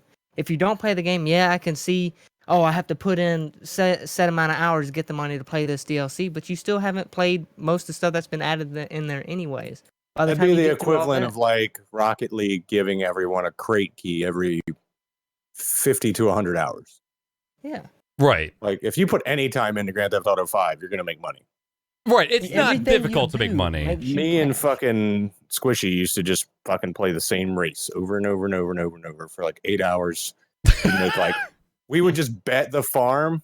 Like one I would bet the 10,000 and then I'd make the bonus. And then the next race he'd bet the 10,000. I'd let him win. He'd make the bonus, and we would just go first, second on every fucking race. We'd do that for like Everybody's 6, done 7 that. hours straight. And that was like we'd do that for a whole day just to soup up and like customize one car. And then we'd go do Do same it all fucking race the over. next day. Oh Do my the same God. race the next day. Dude, I'm grinding. Getting ready for that arc aberration, buddy. Oh, I'm not even gonna play on a server. no? I'm going single player. Fuck it. Damn. I want to put a lot of mods in everybody since it's a new game. Everybody's like vanilla this and blah blah blah. I'm like, fuck that. Crank the rates. Let's fucking do this. 'Cause I've been watching people play it for the first time, and if people thought the original arc was hard, this is fucking impossible. It's Yeah. fucking impossible. I remember that being one of the big things when GSN had the server. It was like, okay, we need to speed this up a little bit. Nobody has fucking time for all this bullshit. No. I mean, there's plenty of people I know, obviously being around the game for as many years as I have. I know plenty of people that just play that game out. Like every 2 weeks, we're wiping servers and fucking doing I couldn't even tell you how many fucking server wipes we had. A lot. In the 2 years that we were hosting that server, I probably wiped the server 11 or 12 times. Yep. Brand new maps, brand new mods, whatever the fuck happened. 12 times easy. And I can't play unmodded anything anymore. If I can add mods to it, I'm going to one way. Well, it's because like the how good the game is can be amplified by the consumer, because all the greatest ideas in the world do not reside with whoever's developing the game. Once you open it up to the consumer and their ability to mod, they can come up with so many great fucking additions to the game. It's no brainer. No fucking brainer. Arc leaving it open after launch has even made it better, because now, like, I'm pretty sure they've had two 2 or 3 official mod maps where they've actually taken maps paid for them from the modders. Like, look, we're going to use your content. We're going to get you to fucking like teach our guys how the fuck you put send us the files. We'll give you a little bit of hype. And they've made it official mods to the game. Like 2 or 3 different maps, a couple different actual like overall mods, like Primitive Plus, and I think Structures Plus will be the next one. But awesome. I love modding communities because I can get a shitload of free content for that can change the way a game plays entirely. Yep. Make it fit to your play style and your schedule, more importantly. Yeah. Because instead of having to spend 90 hours fucking trying to grind just to do one thing, I can just say, fuck it, throw a mod in there that I can do it in like 10 minutes. Call it a day. Yeah. Next up on the microtransactions news. So H1Z1 is doing a free week coming up, which I thought was very interesting. So I wanted to ask what you guys thought. What are the chances of H1Z1 going free to play? That'd be Probably bullshit because I paid for the game. Oh, did you suddenly have a problem with spending money there, Speed? Mr. Microtransactions? That's a video game, though. Yeah. H1's dead. It really fucking is. And I think it's only going downhill from here. I'm going to pull up some Steam chart action. I think in probably like 5-10 years, that might be the norm for a lot of games. Free to play with microtransactions? Later on, yeah. Not right off the bat, but as soon as you start realizing your game slows down quite a bit. Oh, yeah. I would say it would be, because you might get the people that jump on it when it's free and then be like, oh, I actually really like this game. I'm going to spend some money on some microtransactions in it. That's what fucking Fortnite did from the start. Yep. Yeah. How long was the original game out before they launched BR? Not that 6 long. A month? I thought it was longer than that. It was like a 1 to 3 months, maybe. It was really short. I thought it was pretty tacky how they went from, they advertised this Fortnite game for so long being this PvE game, and then all of a sudden it was like, boom, BR version. I was like, okay, guys, take it easy. But now it's blown up so much. Oh, they're riding the wave. There's no doubt about it. They picked that right off of PUBG. So the original release date was July 25th, 2017. I'm not seeing an official date. Wait. Scheduled to September 26th. What, 4 months? 4 months? July to September? Just long enough to fucking develop Battle Royale. Yeah, August, September. So 2 months. Yeah, I remember I had never heard of Fortnite. And then the Battle Royale came out, and then I heard about Fortnite. That's pretty much what happened to me. Evolve did that. Evolve was... That's right. Yep. And then that quickly died. Well, that fucking game sucked. It was a good game to watch like 1 or 2 matches. And then it was like, it's just like Battlefront. It's just repetitive as fuck. The multiplayer is just same shit over and over. That's why I couldn't understand why people played that Friday the 13th, whatever the fuck that Jason game is. Oh, God. I can't watch that game at all. Dead by Daylight? Is that it? Well, both. Friday the 13th and Dead by Daylight. Isn't that like the same shit? You know, like throw people up on hooks and shit? Yeah, pretty much. I think there's a lot more to it, but I played Dead by Daylight for like a little bit and got bored of it. It was the same, like, yeah, almost every game's the same exact thing, but there's not only so much you can do and so much you can play this. I mean, I feel like those games are mainly designed for multiplayer, like streaming. Yeah, definitely. Especially with the player interaction. To play with the people that we know. Like if the 4 of us were playing and one of us was Jason running around, it'd be fucking hilarious. Yep. Mm-hmm. But as far as H1Z1 numbers, they've been declining since July. July was the most played with 150,000 peak players average. And in the last 30 days, that number is down to 40,000. Dropping anywhere from 20 to 40,000 every single month. So I wonder how they're going to have enough money to rent out an arena TwitchCon next year if they don't have sales on the game, or they're not. Yeah. Did you know, you remember the guy who placed second at the Invitational who got caught cheating?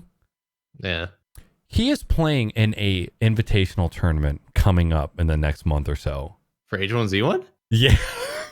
Really? Daybreak was just kind of like, yeah, Incredible. okay. Like, are you fucking kidding me? You're allowing this shit? Fucking idiots. Without saying any names, there was a huge falling out with an H1Z1 streamer in the past like week or so. This dude went ape shit on his Twitch account and then continued to go over to YouTube gaming and then continued to go ape shit. And it just seems like a lot of the pros are starting to fall out of the game. All the fucking teams are fucking trash too. Not playing their or paying their fucking players' contracts out. Fucking crazy. Insane. Yeah. Esports is still a new thing, and that is such a gray area for sure. So yeah, I don't know. I'm kind of thinking this game is probably going to die in the United States and on Twitch. Like, I think as far as our culture goes, I think as soon as it dies on Twitch, it's only a matter of time before it dies on just for gamers. I know those don't really coincide all the time, but that game has such a big following as far as being streamed, aside from just being played. There's only 1,800 people watching H1Z1 streams right now, and the highest of those has 500 viewers. Wow. It's fucking dead. So yeah, as far as Twitch goes, it's dead. As far as the United States go, it's probably getting there. And then, I mean, again, me and Sandra went over this on a 1v1 a while back, but the numbers of people playing this game in Asia is absolutely fucking insane. Hundreds and hundreds of thousands of people. So, and you're starting to see a lot of the big Asian streamers switching over to Fortnite and PUBG too. So, yep.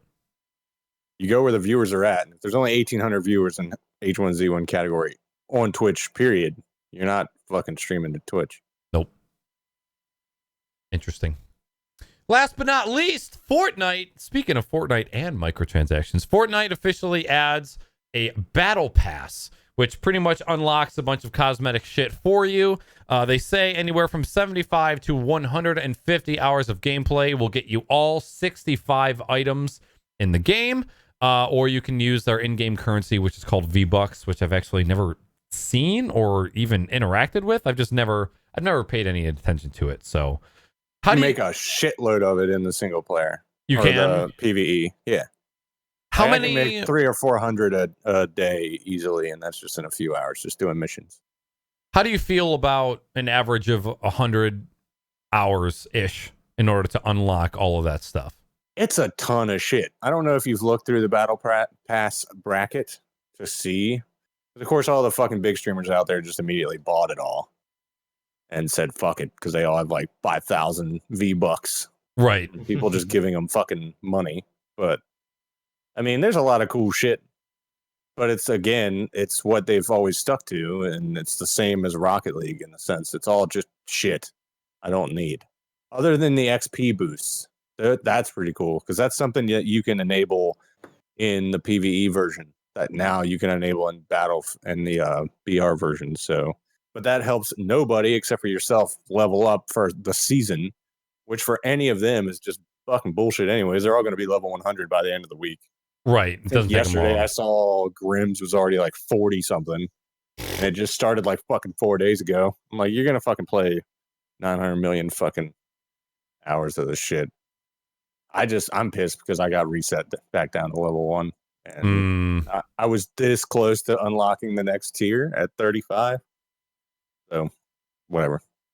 I think one of the other reasons, like in the back of my head, why I'm a little bit more for spending money in Rocket League is because they've came out and said, hey, money for microtransactions goes towards events. And to being at one of those events in person and seeing the fucking care and production quality behind, being like, holy shit, okay, they actually are putting money back into this. I agree. I really hope Rocket League keeps that, because if they let E-League take over exclusive tournaments for Rocket League, I'm not going to that shit. Right. It's just going to be muddied water. Yep. It's going to be too many companies and not enough actual the stream for E-League and seeing like the small amount of people that were in the crowd, and it was like it panned over to the crowd and everyone's just like, woo! Yeah! It's like there's no hype Stop behind that. looking at me. There's like No. 20 people in the fucking room, and they're all like people that work there. They're just like, we're gonna pan over in 3 minutes. Everybody go to your seat. Everybody look cool. Yeah. What a save. What do you for Fortnite as far as you, Speed and 42? I don't play the game that much. I feel like it's fair. I mean, if you look at all the other games like Battlefield, you got to play, I would say 150, 200 hours to unlock most of the stuff. So, Well, and keep in mind, these items are probably just going to be for this season. So this is 150 hours in a couple months. Okay. So those items So- don't carry over to the next. A lot of their shit rotates on their store too. Like if you want to buy the skins for the characters or the skins for the gliders, they don't. Okay. I think they carry once you get them, but you can't get them all the time. Yeah, it's like crates for Rocket League. You won't. Yeah. Some of the crates rotate out. You don't see them. I don't think Yeah. ever again. But Yeah. So you were saying that with the battle pass thing, you can get XP boosts that actually. Doesn't that seem like kind of a pay to win thing, or am I wrong on that? I don't play it. It doesn't Fortnite give you enough. any advantage at all. It just means you unlock shit faster. Yeah, just all You cosmetic unlock shit. the Oh, you okay. unlock the ability to buy shit. I heard you Even- say I heard you say XP boost, and then you can use it in the battle royale, and it gets your season rank higher or something like that. And I was just like, oh my god, that seems like Well, ranks can only go to 100. Oh, that's the So- max?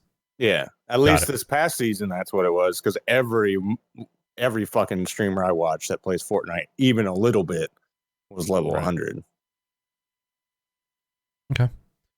I was trying to think of there was one last point I wanted to make about Fortnite, and I think it has escaped me. Yep, I think it's gone.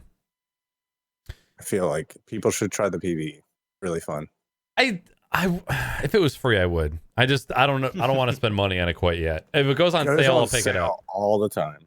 All right, I'll have to keep an eye out for it. I bought mine for 40% off and actually got the next version up Oh, so that I okay. would get the founder shit. So instead of spending, I think it was the base game itself was like $14 or something. That cheap? And I spent like 25 and got the founders edition, Okay. which came with an extra key for the base game, plus some founders edition. The glider I have is a founders edition glider. I don't know what else. A bunch of Okay. you get extra llamas and XP for the like for the loot crates in PvE. You get more llamas. Mama! The All the fucking llamas. the different not parachutes. What did you call them? Gliders. Gliders. Some of the gliders look fucking dope. They look Yeah. awesome. You see seen, it for the like fucking 5 acid seconds. trip one? No. The one that watch Grimm's stream. I'm pretty sure he'll never change it because he loves it so much, but it literally looks like a fucking acid trip. All the colors changing and fucking it's badass. huh? Okay. All right. Any last points on microtransactions? Yep. Speed. No, I'm so like you guys don't know how happy I am that you guys spoke up and challenged me on it. I feel like that doesn't happen enough, so I'm always glad to shit on Speed's face a little bit. I'll be a dick whenever. No, it's not even being a dick. I'm just glad that somebody like has the balls to be like, hey, wait a minute, what the fuck are you saying? Because I'm all about that. Yeah. Last but not least, I fought with myself for quite some time whether or not I wanted to talk about this subject at all. And I realized that it would be beneficial if we talked about it in the right light, objectively, without trying to judge. And the topic is what happened with Dr. Disrespect on Twitch. And it's a huge, probably one of the largest, most known, the amount of places that I saw report on this subject outside of gaming Everywhere. was insane. And it's crazy, like the higher level of vocabulary that gets used when the sources outside of gaming start reporting on this stuff. The titles get super creative. So the only reason I want to talk about this, I don't want to bring up drama. I don't want to start shit talking. I just want to focus on what we can learn from a situation like this going forward. And what we as streamers can take from this, and what people as consumers, as content consumers, can learn going forward. So do you guys have anything that you think would be beneficial to touch on regarding this situation as a whole? Even if you have a little bit of an opinion, whether it's about the situation itself or how people reacted or how you think people should look at it, the floor is yours. I mean, there's no right answer. If you're going to be totally honest, there's no right answer in this situation. Does he have a giant nutsack for coming out on a live stream in front of 20,000, now millions of people that have read these, and admitting he was wrong and telling everybody the truth? Yeah. But you're never going to fucking satisfy all the people. I mean, whatever the fuck your beliefs are as far as fidelity, it is what it is. He's a fucking human being at the end of the day. It's just like any other celebrity getting outed for some questionable shit. I mean, I compared it the other day to what happened with Tiger Woods. It's like people who were shocked and awed by somebody at that level cheating on their wife. It's like fucking crackheads cheat on their wives. Fucking shit happens. I think the way he handled it was a lot better than most, but doesn't take away from the fact that he still cheated on his wife. Did you see the comedy skit that I posted in the news channel? Tiger Woods, the same fucking reference. Same shit. I was listening to that and I went, holy shit, Salty was spot on. True. I mean, somebody you'd never expect to fuck up that royally huge right in the middle of the live. I mean, watching that fucking VOD, that minute and a half clip from the 3 minutes he was live or whatever it was just like, fuck, man. It was heart-wrenching. Yeah, you can see it's just broke. He was fucking broken at that point. You know, in school, when you were trying to brainstorm an idea, you had those like web diagrams where you draw a big bubble and then you have a bunch of branch off bubbles, and then ones that branch off of those. Yeah. That is how I feel this situation is. It's like in the middle, Dr. Disrespect. He came out and said that he was unfaithful. Okay. Did he do that because he's a genuine guy and wanted everybody to know? Did he do that because he was forced to or blackmailed? Did he do that because his wife asked him? There's so many branch off I feel like options. Either way, he got busted, whether or not it was somebody was about to come out with some shit on him, or the wife found out, or he just had a nervous breakdown from all the pressure of doing it in the first place. I mean, why else would he? Let's be real. Again, he's just a human being. Right. Tiger Woods didn't say shit until he got his ass busted. Exactly. Yeah. And another thing is we don't know like the extent of how he cheated, what was unfaithful for him. He could have slept with another woman or went out on a date with another woman. Again, it's both cheating, but there's different extents of it. With like being like a Twitch streamer, I think it kind of shows like for the bigger ones, your real life will carry over onto Twitch. I mean, again, if he wouldn't have said nothing, it probably would have been founded out anyway. So what you do off stream is eventually going to carry over on stream.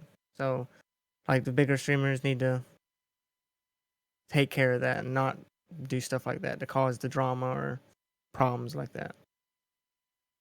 I mean, I think he's probably going to be much better off too with the fact that at least he's not a streamer where he's just himself on stream. Because if his whole social life knew about, or like not knew about it, but like if he was just himself on stream, I think it would have been a lot more obvious whether or not he was caught or whether or not he just confessed to it on stream. But the fact that, that was just him coming out, doing it on his own, because nobody knows anything about him outside of streaming other than the couple of videos and tweets that he's made. Like, it's so up in the air whether or not whichever situation actually happened. But yeah, I the one thing I've been kind of saying, and I don't know how he comes back. And I know, like, I've heard a couple people say like it'd be stupid of him not to try, but I don't know how he comes back. And like, he could probably do it. He could probably do it and not be as successful, which is fine. That's pretty obvious that would happen anyway. But I just don't know if with him how do you come back and be that same character being like, I'm the best that there is, and everyone in your chat is just gonna be like, but you're not, you slept with somebody else that you're not supposed to sleep with. How does, you know? And that's just gonna, I wouldn't want to do that. It would be extremely difficult. You would have to push through a lot of shit for a long time. There's still people that come into Summit's chat that grill him on being friends with Josh OG. You can only imagine how many people go into Josh OG's chat and talk shit. Yeah. So it's gonna be difficult.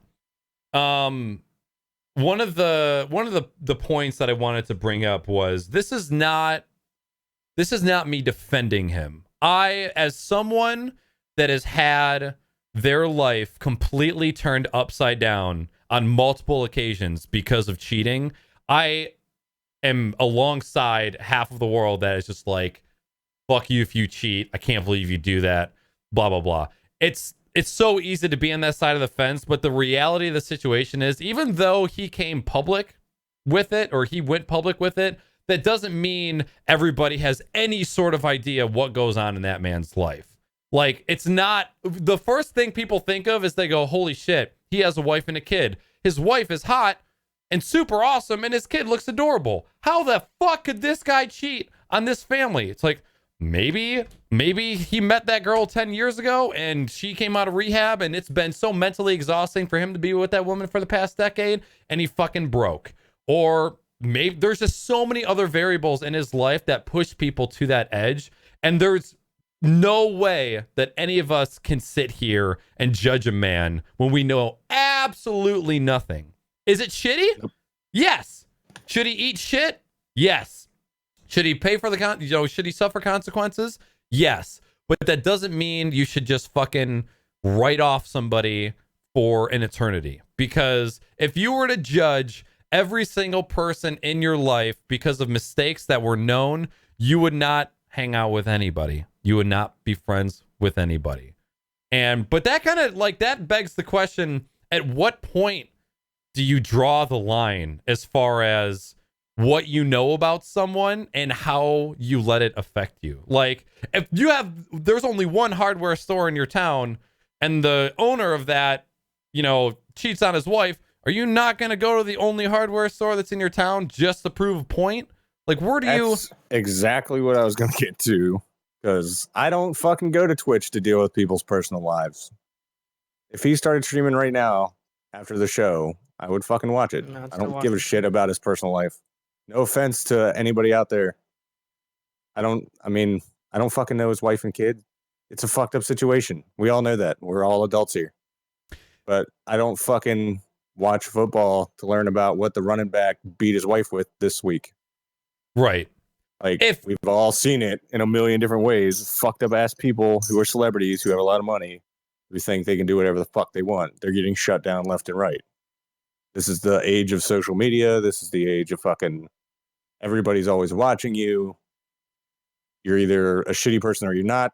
But I can tell you right now, Kevin Spacey's fucking getting caught up in all this shit. It didn't stop me from watching Baby Driver the other night. That movie's fucking awesome. It is indeed. Yeah. And I'll never cross my fucking mind. Maybe this is all a ploy by him and his wife, and they're gonna swap, and she's gonna become the new streamer. Oh. And she's gonna be Dr. Disrespected or something like that. That's what she's gonna come by and be like, I was two-timed.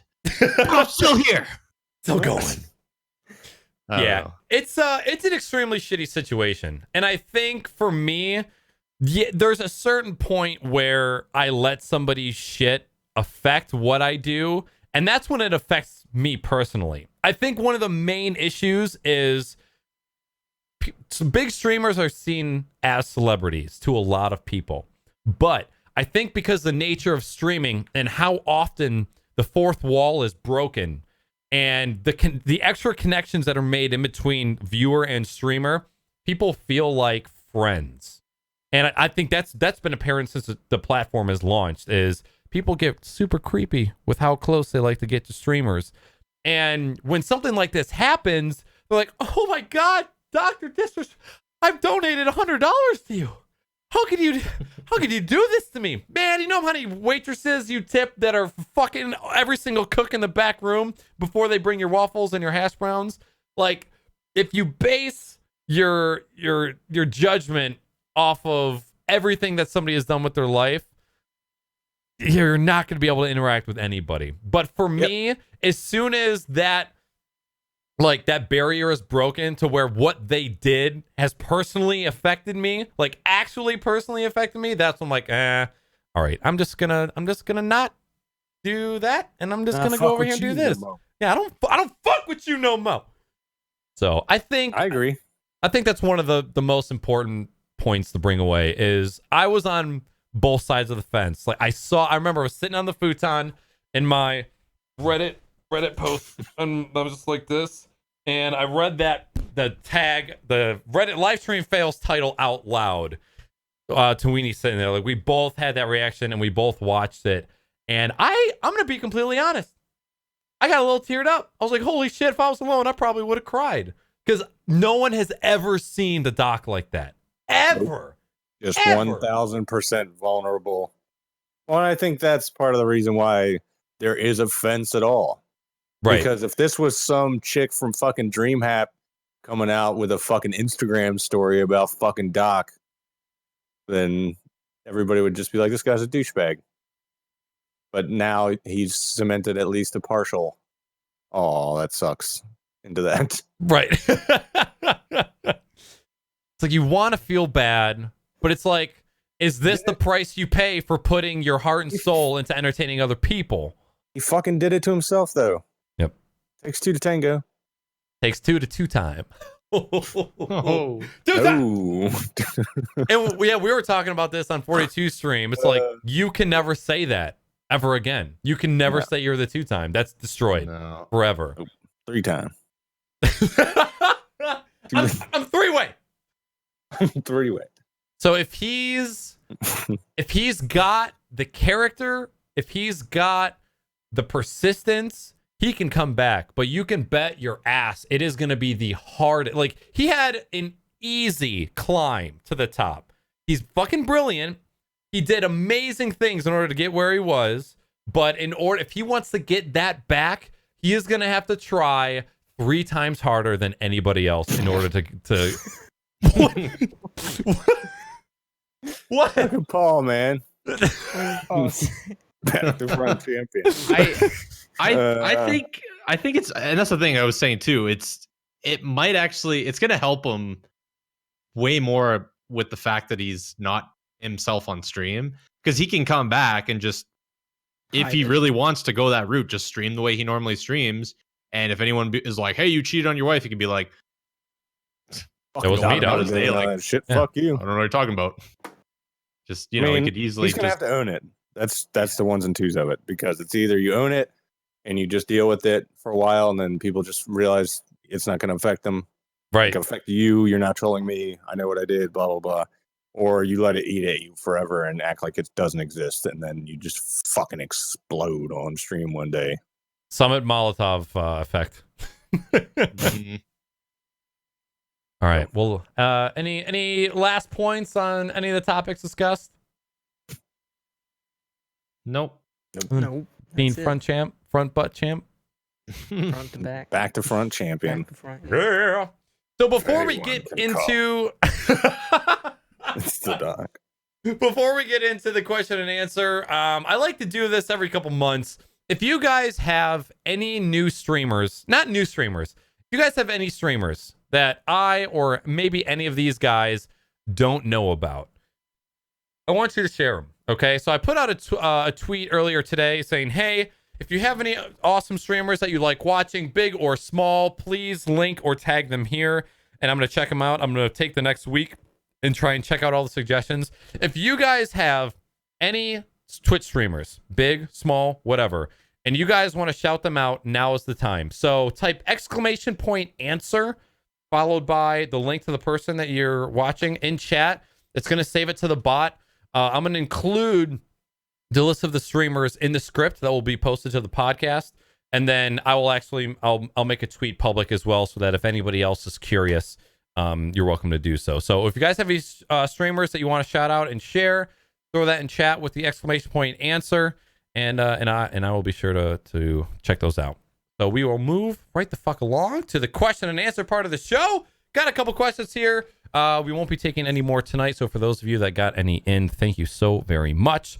The first question comes from Middle Age Stream. He says, if you could either be an owl or a cat, what would you be? I'd be an owl so I can scare the shit out of vans.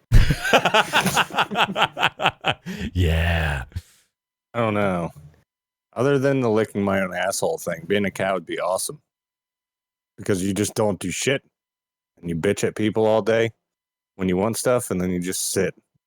I'm cool with that. I watch my cat all the time. He's the laziest fucker on the face of the earth. Yeah, what other animal can you be where you'll be allowed to be an asshole 24/7 and people will still love you? And that's just the way you are. Yep.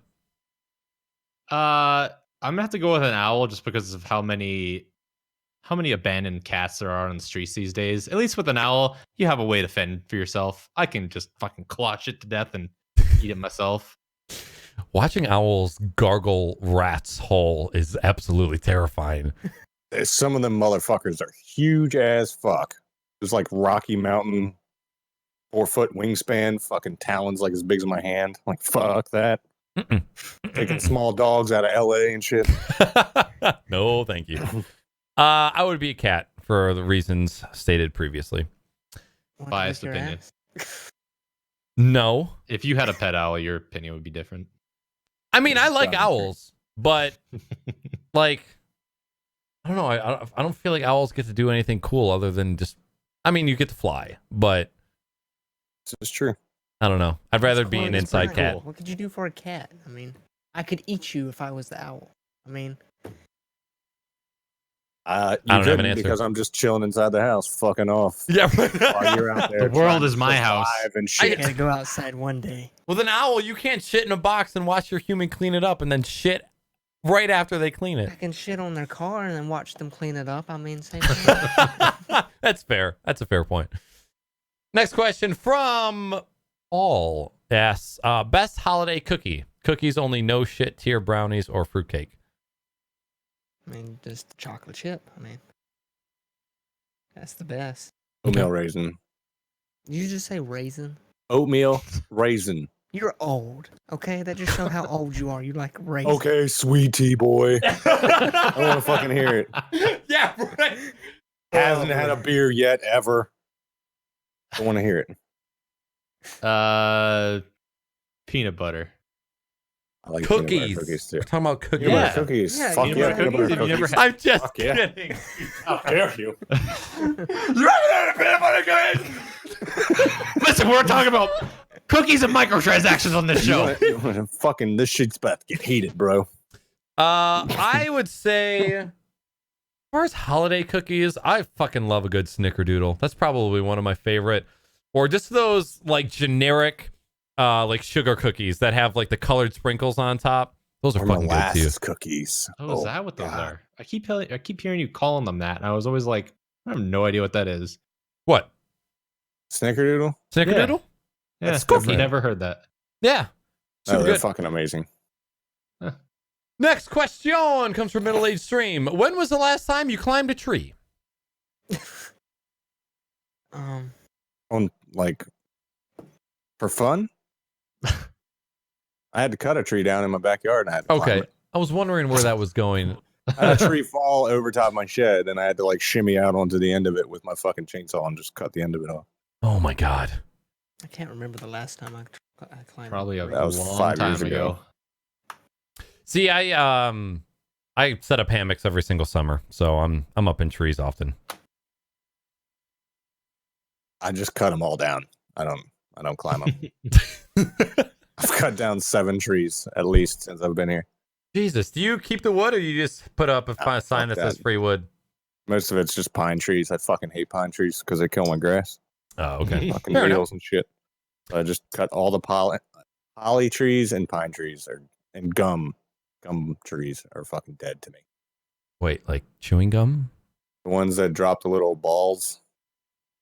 A lot of You people would call them throw at gum people balls. as a little kid? Yeah, you used to throw. They're like spiky. What? Oh, yeah. Yeah. Yeah, I fuck all them. They all die. Basically, if you drop some shit in my yard, I'm gonna fucking cut you down. Okay. That goes Fair for enough. trash too. Kids walking down the street, cut you down. Cut your trees down, bitch. I'll cut you down, bro. Next question from Middle Age Stream. What is the most annoying question people ask you? How many on the hats do you show. own? I don't. Who cares? You Let love me have my asking- hats. A You lot. love answering that. A lot You of love it. fucking hats. Okay. I don't know. Every question annoys Salty Sam. Oh. Mine has to do with swamp related and sweet tea. Just any questions about those are the most annoying. What are you drinking tonight? So actually every other Yeah. week. Don't bull fucking shit, Speed. Every time, that's exactly why there was dead air, because you were sitting there like smirking. Yeah, they're gonna make fun of me for this. This is great. Yeah.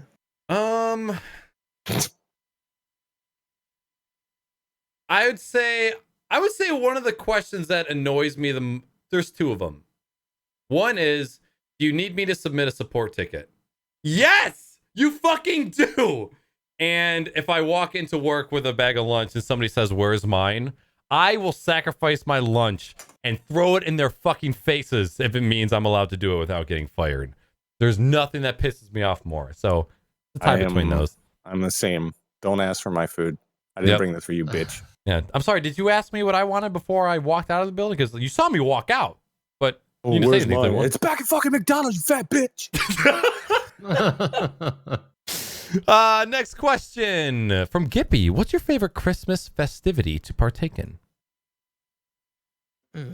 Gangbangs! Christmas themed. There's that. I really like the white elephant gift exchanges. I think they can be both hilarious and dramatic as fuck. Like, my family has a set of rules when you do it. So if somebody steals your present, you can steal from anybody else or take a new one from the table. Once that item has been stolen 3 times, it's locked in. That's it. Because otherwise like it would those just rules. go on forever. So I like the ones where nobody has a fucking say in it. Everybody throws their shit on the table and whatever happens, happens. I like Dirty Santa too. Our family does that as well. Except instead of 3, it's twice and it's locked in. That's who you were for Halloween this year? Dirty Santa. Mm. You Except guys you don't don't. call it Dirty Santa? It's Never heard No. of that. I mean, it No. means something else in my house, but we call it Dirty Santa. Ho ho ho, yo. ho ho ho. What about you, 42? I mean, we don't really do too much in terms of. I mean, we just get together every Christmas, but we play Pictionary. Oh, that's a good That's our game. fun thing. We just do it's usually either kids versus parents or girls versus guys. Oh my god, the power trip that the girls get on when they start winning, it's insane. They just start getting some wine in them and oh, This is why we can't have equal rights. and then Girls they and get really Pictionary. upset. They get really upset when the men start winning. Like, oh my god, what the fuck? Why did we make these teams? They turn on That's each other why- real quick. That's why in the gift exchanges you have a lot of rules. Yep. And you stick to those Christine! fucking rules. You said you went to art school. What the fuck? Because like, supposed to be winning.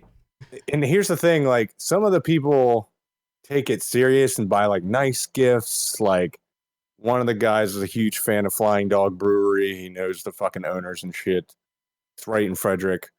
And so he always has like that's what last year when I had all the cookie paired beer, I got that in that gift exchange last year. Okay. But like, all of my aunts and uncles have started this shit where it's who can find the most outrageous item at like a fucking thrift store. And that's what they put in it. Like Vans, his fucking takeaway was a horse that's like 3 feet tall, like a figurine that's holding a fucking toilet paper roll to put in his fucking bathroom. And it's fucking hilarious. And like, he picked it, like he stole that from somebody else to lock it in.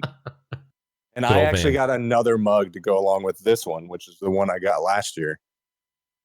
I got a cow mug. Ooh. Nice. Or should I say moo? But there was like a 20-year-old Pez dispenser collection. Yeah. 10 or 20 Pez dispensers that were like still in the plastic. And then they had one of them was actually a 6 foot or 7 foot, whatever the fuck it is. It was a life size cardboard cutout of Chewbacca. No. Like in the plastic is brand fucking new, but it's like old, like first trilogy old.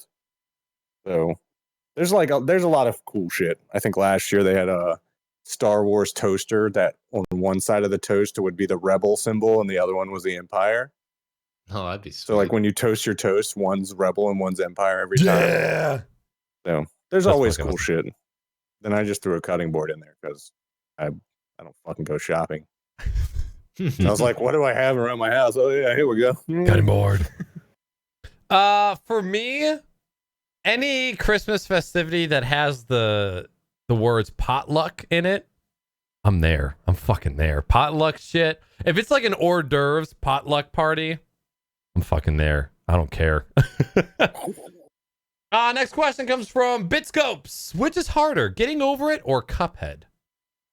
Haven't played either of those. I've watched someone play Getting Over It, and it looked very, very.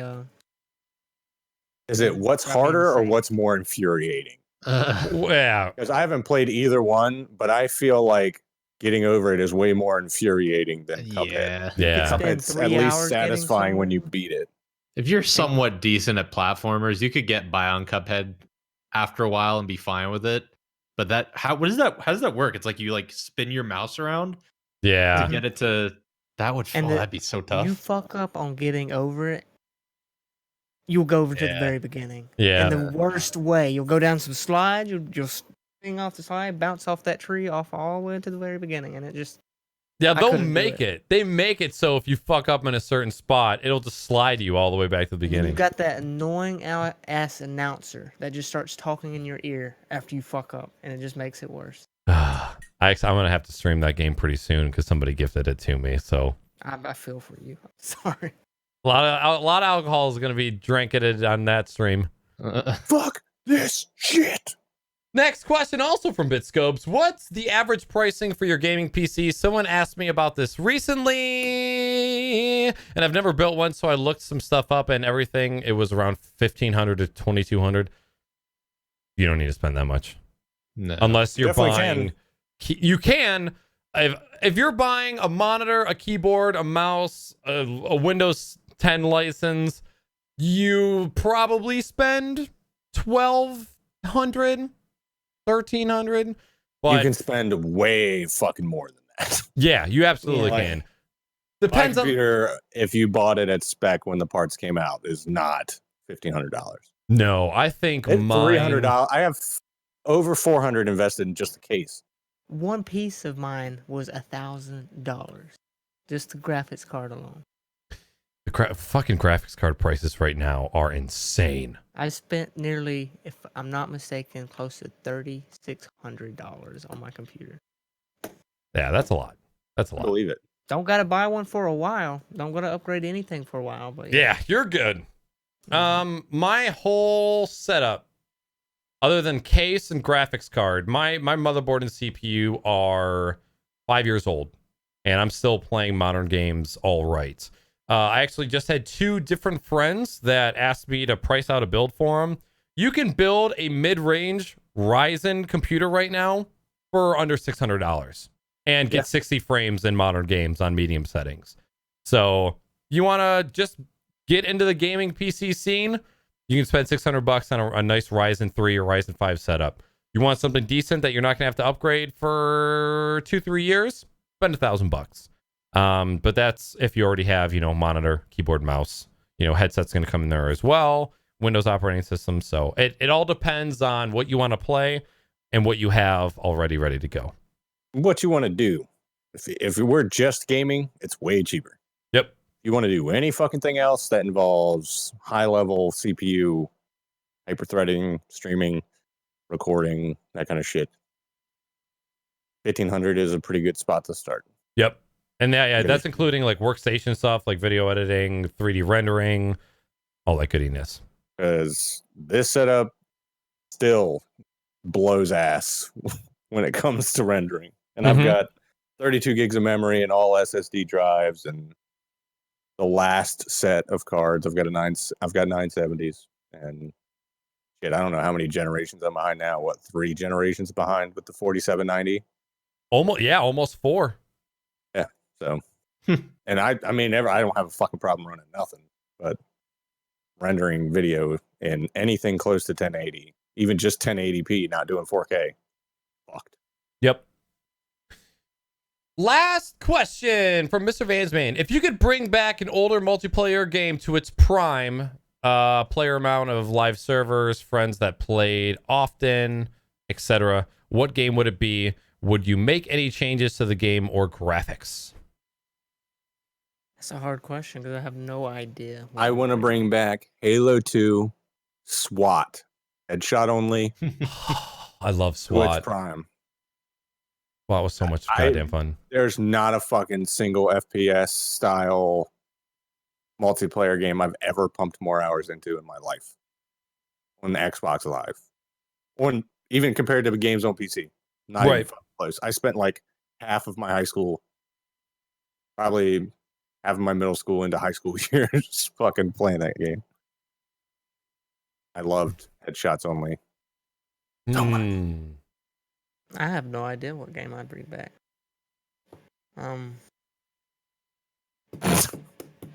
No Man's Sky, but change the whole thing to be a game that Can you organize your Steam library by hours played? Oh, I mean, if I do that, Arma 3 is the top one. So yeah. I think it organizes it for you by hours played. What? Yeah, your Steam library, when you click I think it's like somewhere in your profile, and it's like games played in the past week. It'll show the games played, and then it'll have under there all your games with the hours you've played. Yeah, but not like all time. Like if you're so. Okay. I'm actually gonna. I saw this question go into chat, and I actually thought about Halo 2 as well. I remember because Halo 2 is, I think, the game that they came out with like clans. You could actually have like an actual clan for your game. Yep. There's 3 people that used to be in my clan. And that was back when like I was playing with some of my local friends that back when that game was popular, we were all considered the squeakers because we were just so young that we didn't, screaming into the mic was not something we were supposed to be doing. But the guys that we used to play with were definitely a lot older. Like most of them were married and they still actually tolerated playing with us. But I remember we had tons of fun with them. And I'm like, to this day, I still try to think of some way that I could find them and just see what they're doing nowadays, because it'd be awesome to talk to them again. But they had such basic usernames on Halo 2 that it'd be impossible to find them. But the amount of competitive games that we used to play, you could actually queue up there was like a competitive clan playlist. It was so much fun to play that back in the day. So Popsky just posted a link in chat. If you replace your name, it actually shows you in the web interface. Well, and you can just do what Speed said. Go to your profile and hit all recently played under the recently played, and it automatically brings it up. Same way. But doesn't that categorizes it by when you last played it? You just go to all games instead of recently played, and then it categorizes. It's sorted by playtime unless you resort it by name. Got it. Okay. Which in my case is pretty much the same anyways. Armor 3. 7 Days to Die. I have Armor 3 at 2,100 hours. I'm kind of torn. I have a bunch of different games. Grav? But not seriously. I mean, I put 100 hours into Grav. Somebody asked me in chat earlier how many hours I had into H1Z1. 165. I've got 127. I played the fuck out of that game when I was still streaming. Played it a good bit. If I was to pick, I'll separate this into 2 different categories. If I was to pick PC, Grand Theft Auto 4 multiplayer was one of my mostly played multiplayer games. For console, I would pick Halo 3. I actually didn't get into Halo multiplayer. I got into local Halo multiplayer for the first game, played the shit out of that. I didn't have an Xbox during Halo 2 time. I had an Xbox during Halo 3, Reach, and ODST, but definitely had the most fun in Halo 3, so I would say Halo 3 probably. And Speed, you said Arma? I have no idea. Just no idea. Arma, just you could still join, and there's a lot of people that play that. I mean, but like old game wise that nobody plays that I wish, I have no clue. Okay. Modern Yeah, Warfare 3. Grand Theft That's Auto another 4 good did one. go through my head, but I don't think it'd be something I would choose. A lot of people hated Modern Warfare 3's online multiplayer. I fucking played the fuck out of that game. I would hate to even know how many hours I sunk into that online multiplayer, or even just the fucking like the co-op survival mode. Me and my buddies used to just get trashed and fucking sit on. Like when I was a bachelor, I had my fucking living room was literally like 2 love seats this way and a fucking couch that went across. So it was just a U of fucking couches. You would take the one leather love seat and you'd turn it and pull it straight up to the fucking TV, had recliners, had the whole fucking works. And then you just fucking beer, fucking survival co-op nonstop. The good old days. Not no more. Yeah, you wouldn't even, honestly, I wouldn't even request the graphics to be updated for Halo games. Just fucking give that shit to me how it is. Yeah. Old Halo 2. That'd be so fucking great. Yep. Do they still have that fucking illegal Russian hacked version? Yeah, it hasn't been updated, but it's still running and plenty of people play it. I think they've got an average of players like anywhere from 500 to 1,000. Need to fucking jump on that. Did the Forge version, the PC official version, take off to any extent? No, not I doubt really. it. There's not much talk about it. And it's just because they never really outed it as like a full multiplayer, you know what I mean? Like right. it was just kind of included in there and they never, but it was all right. It definitely felt like normal Halo, but I think that series is just a little too dead nowadays for it to be good. The Yeah. old games are fine. I posted a link in chat for you, Salty. There's still tweet. I was actually just saw the other day. They still tweet about Halo 5. I saw a thing where it was like log into the game, get these holiday emblems in Halo 5. Because they have like the Warzone mode and everything.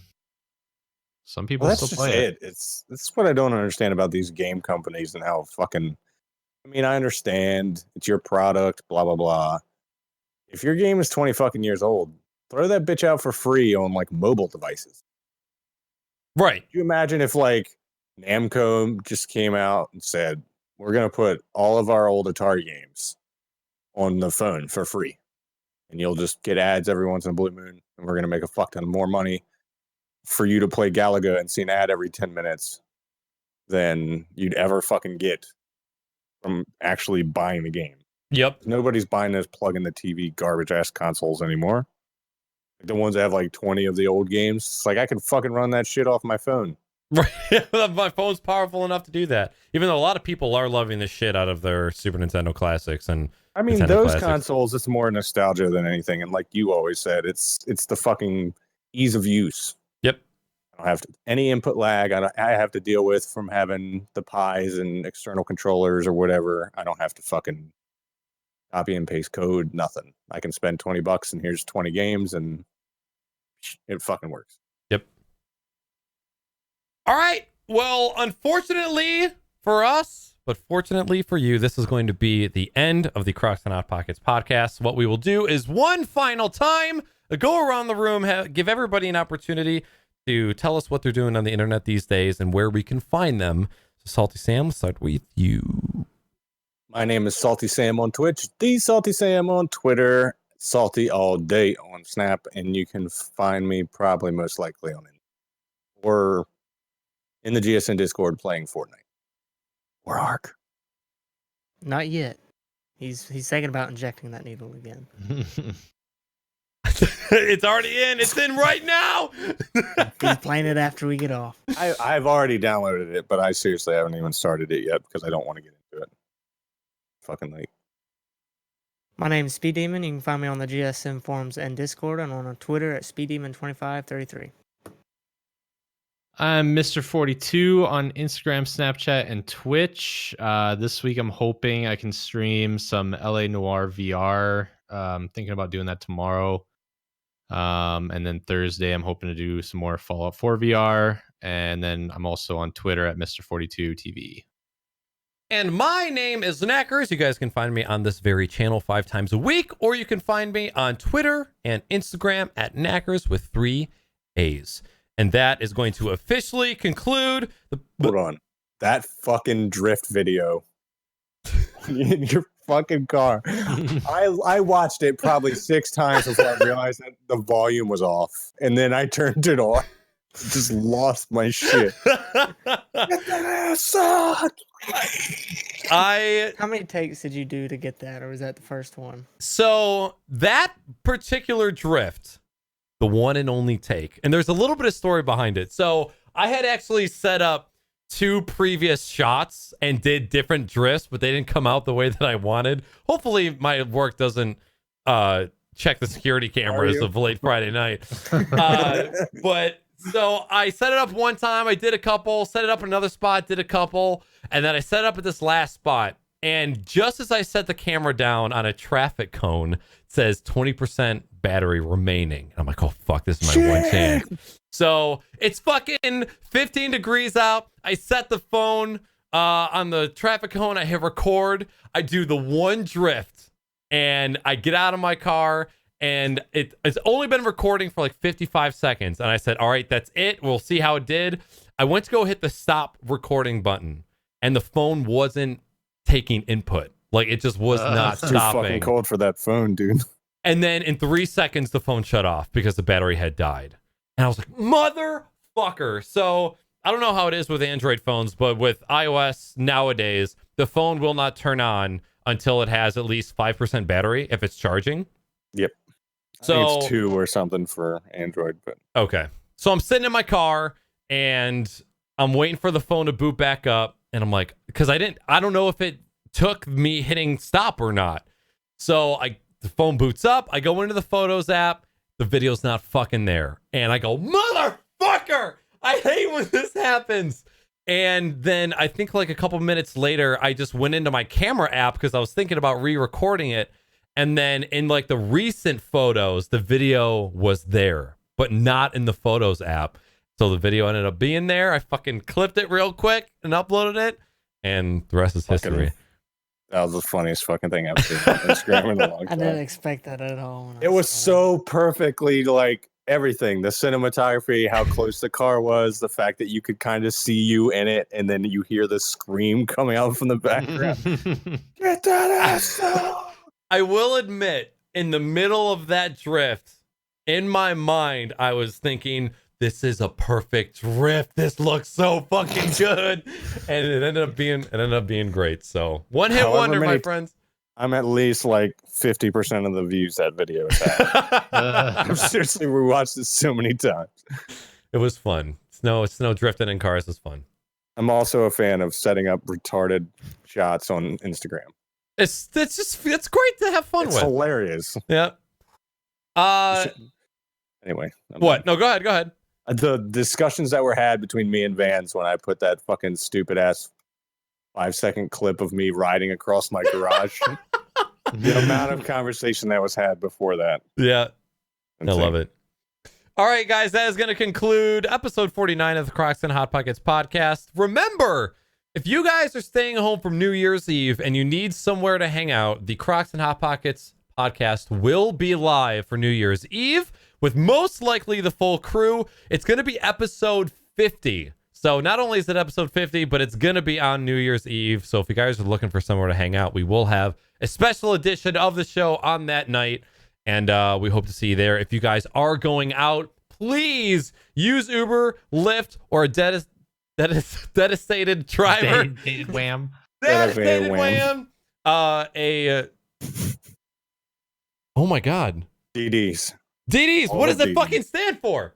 Dedicated drivers. Yeah. Designated driver. Why do I think it's something else? Designated driver, yeah. Designated, not dedicated. That's what I said. You all This is said Same dedicated. thing. I said designated. You said Okay. designated. Designated sounds fancier, but whatever the fucking word you use, make sure you be safe. Have a wonderful new year. Don't make New Year's resolutions because they're fucking stupid. Just try every single day to be dope, and we'll see you guys in 2 weeks. Everybody say goodbye. Bye. Goodbye. See you later. Motherfucker. Hello? Hello?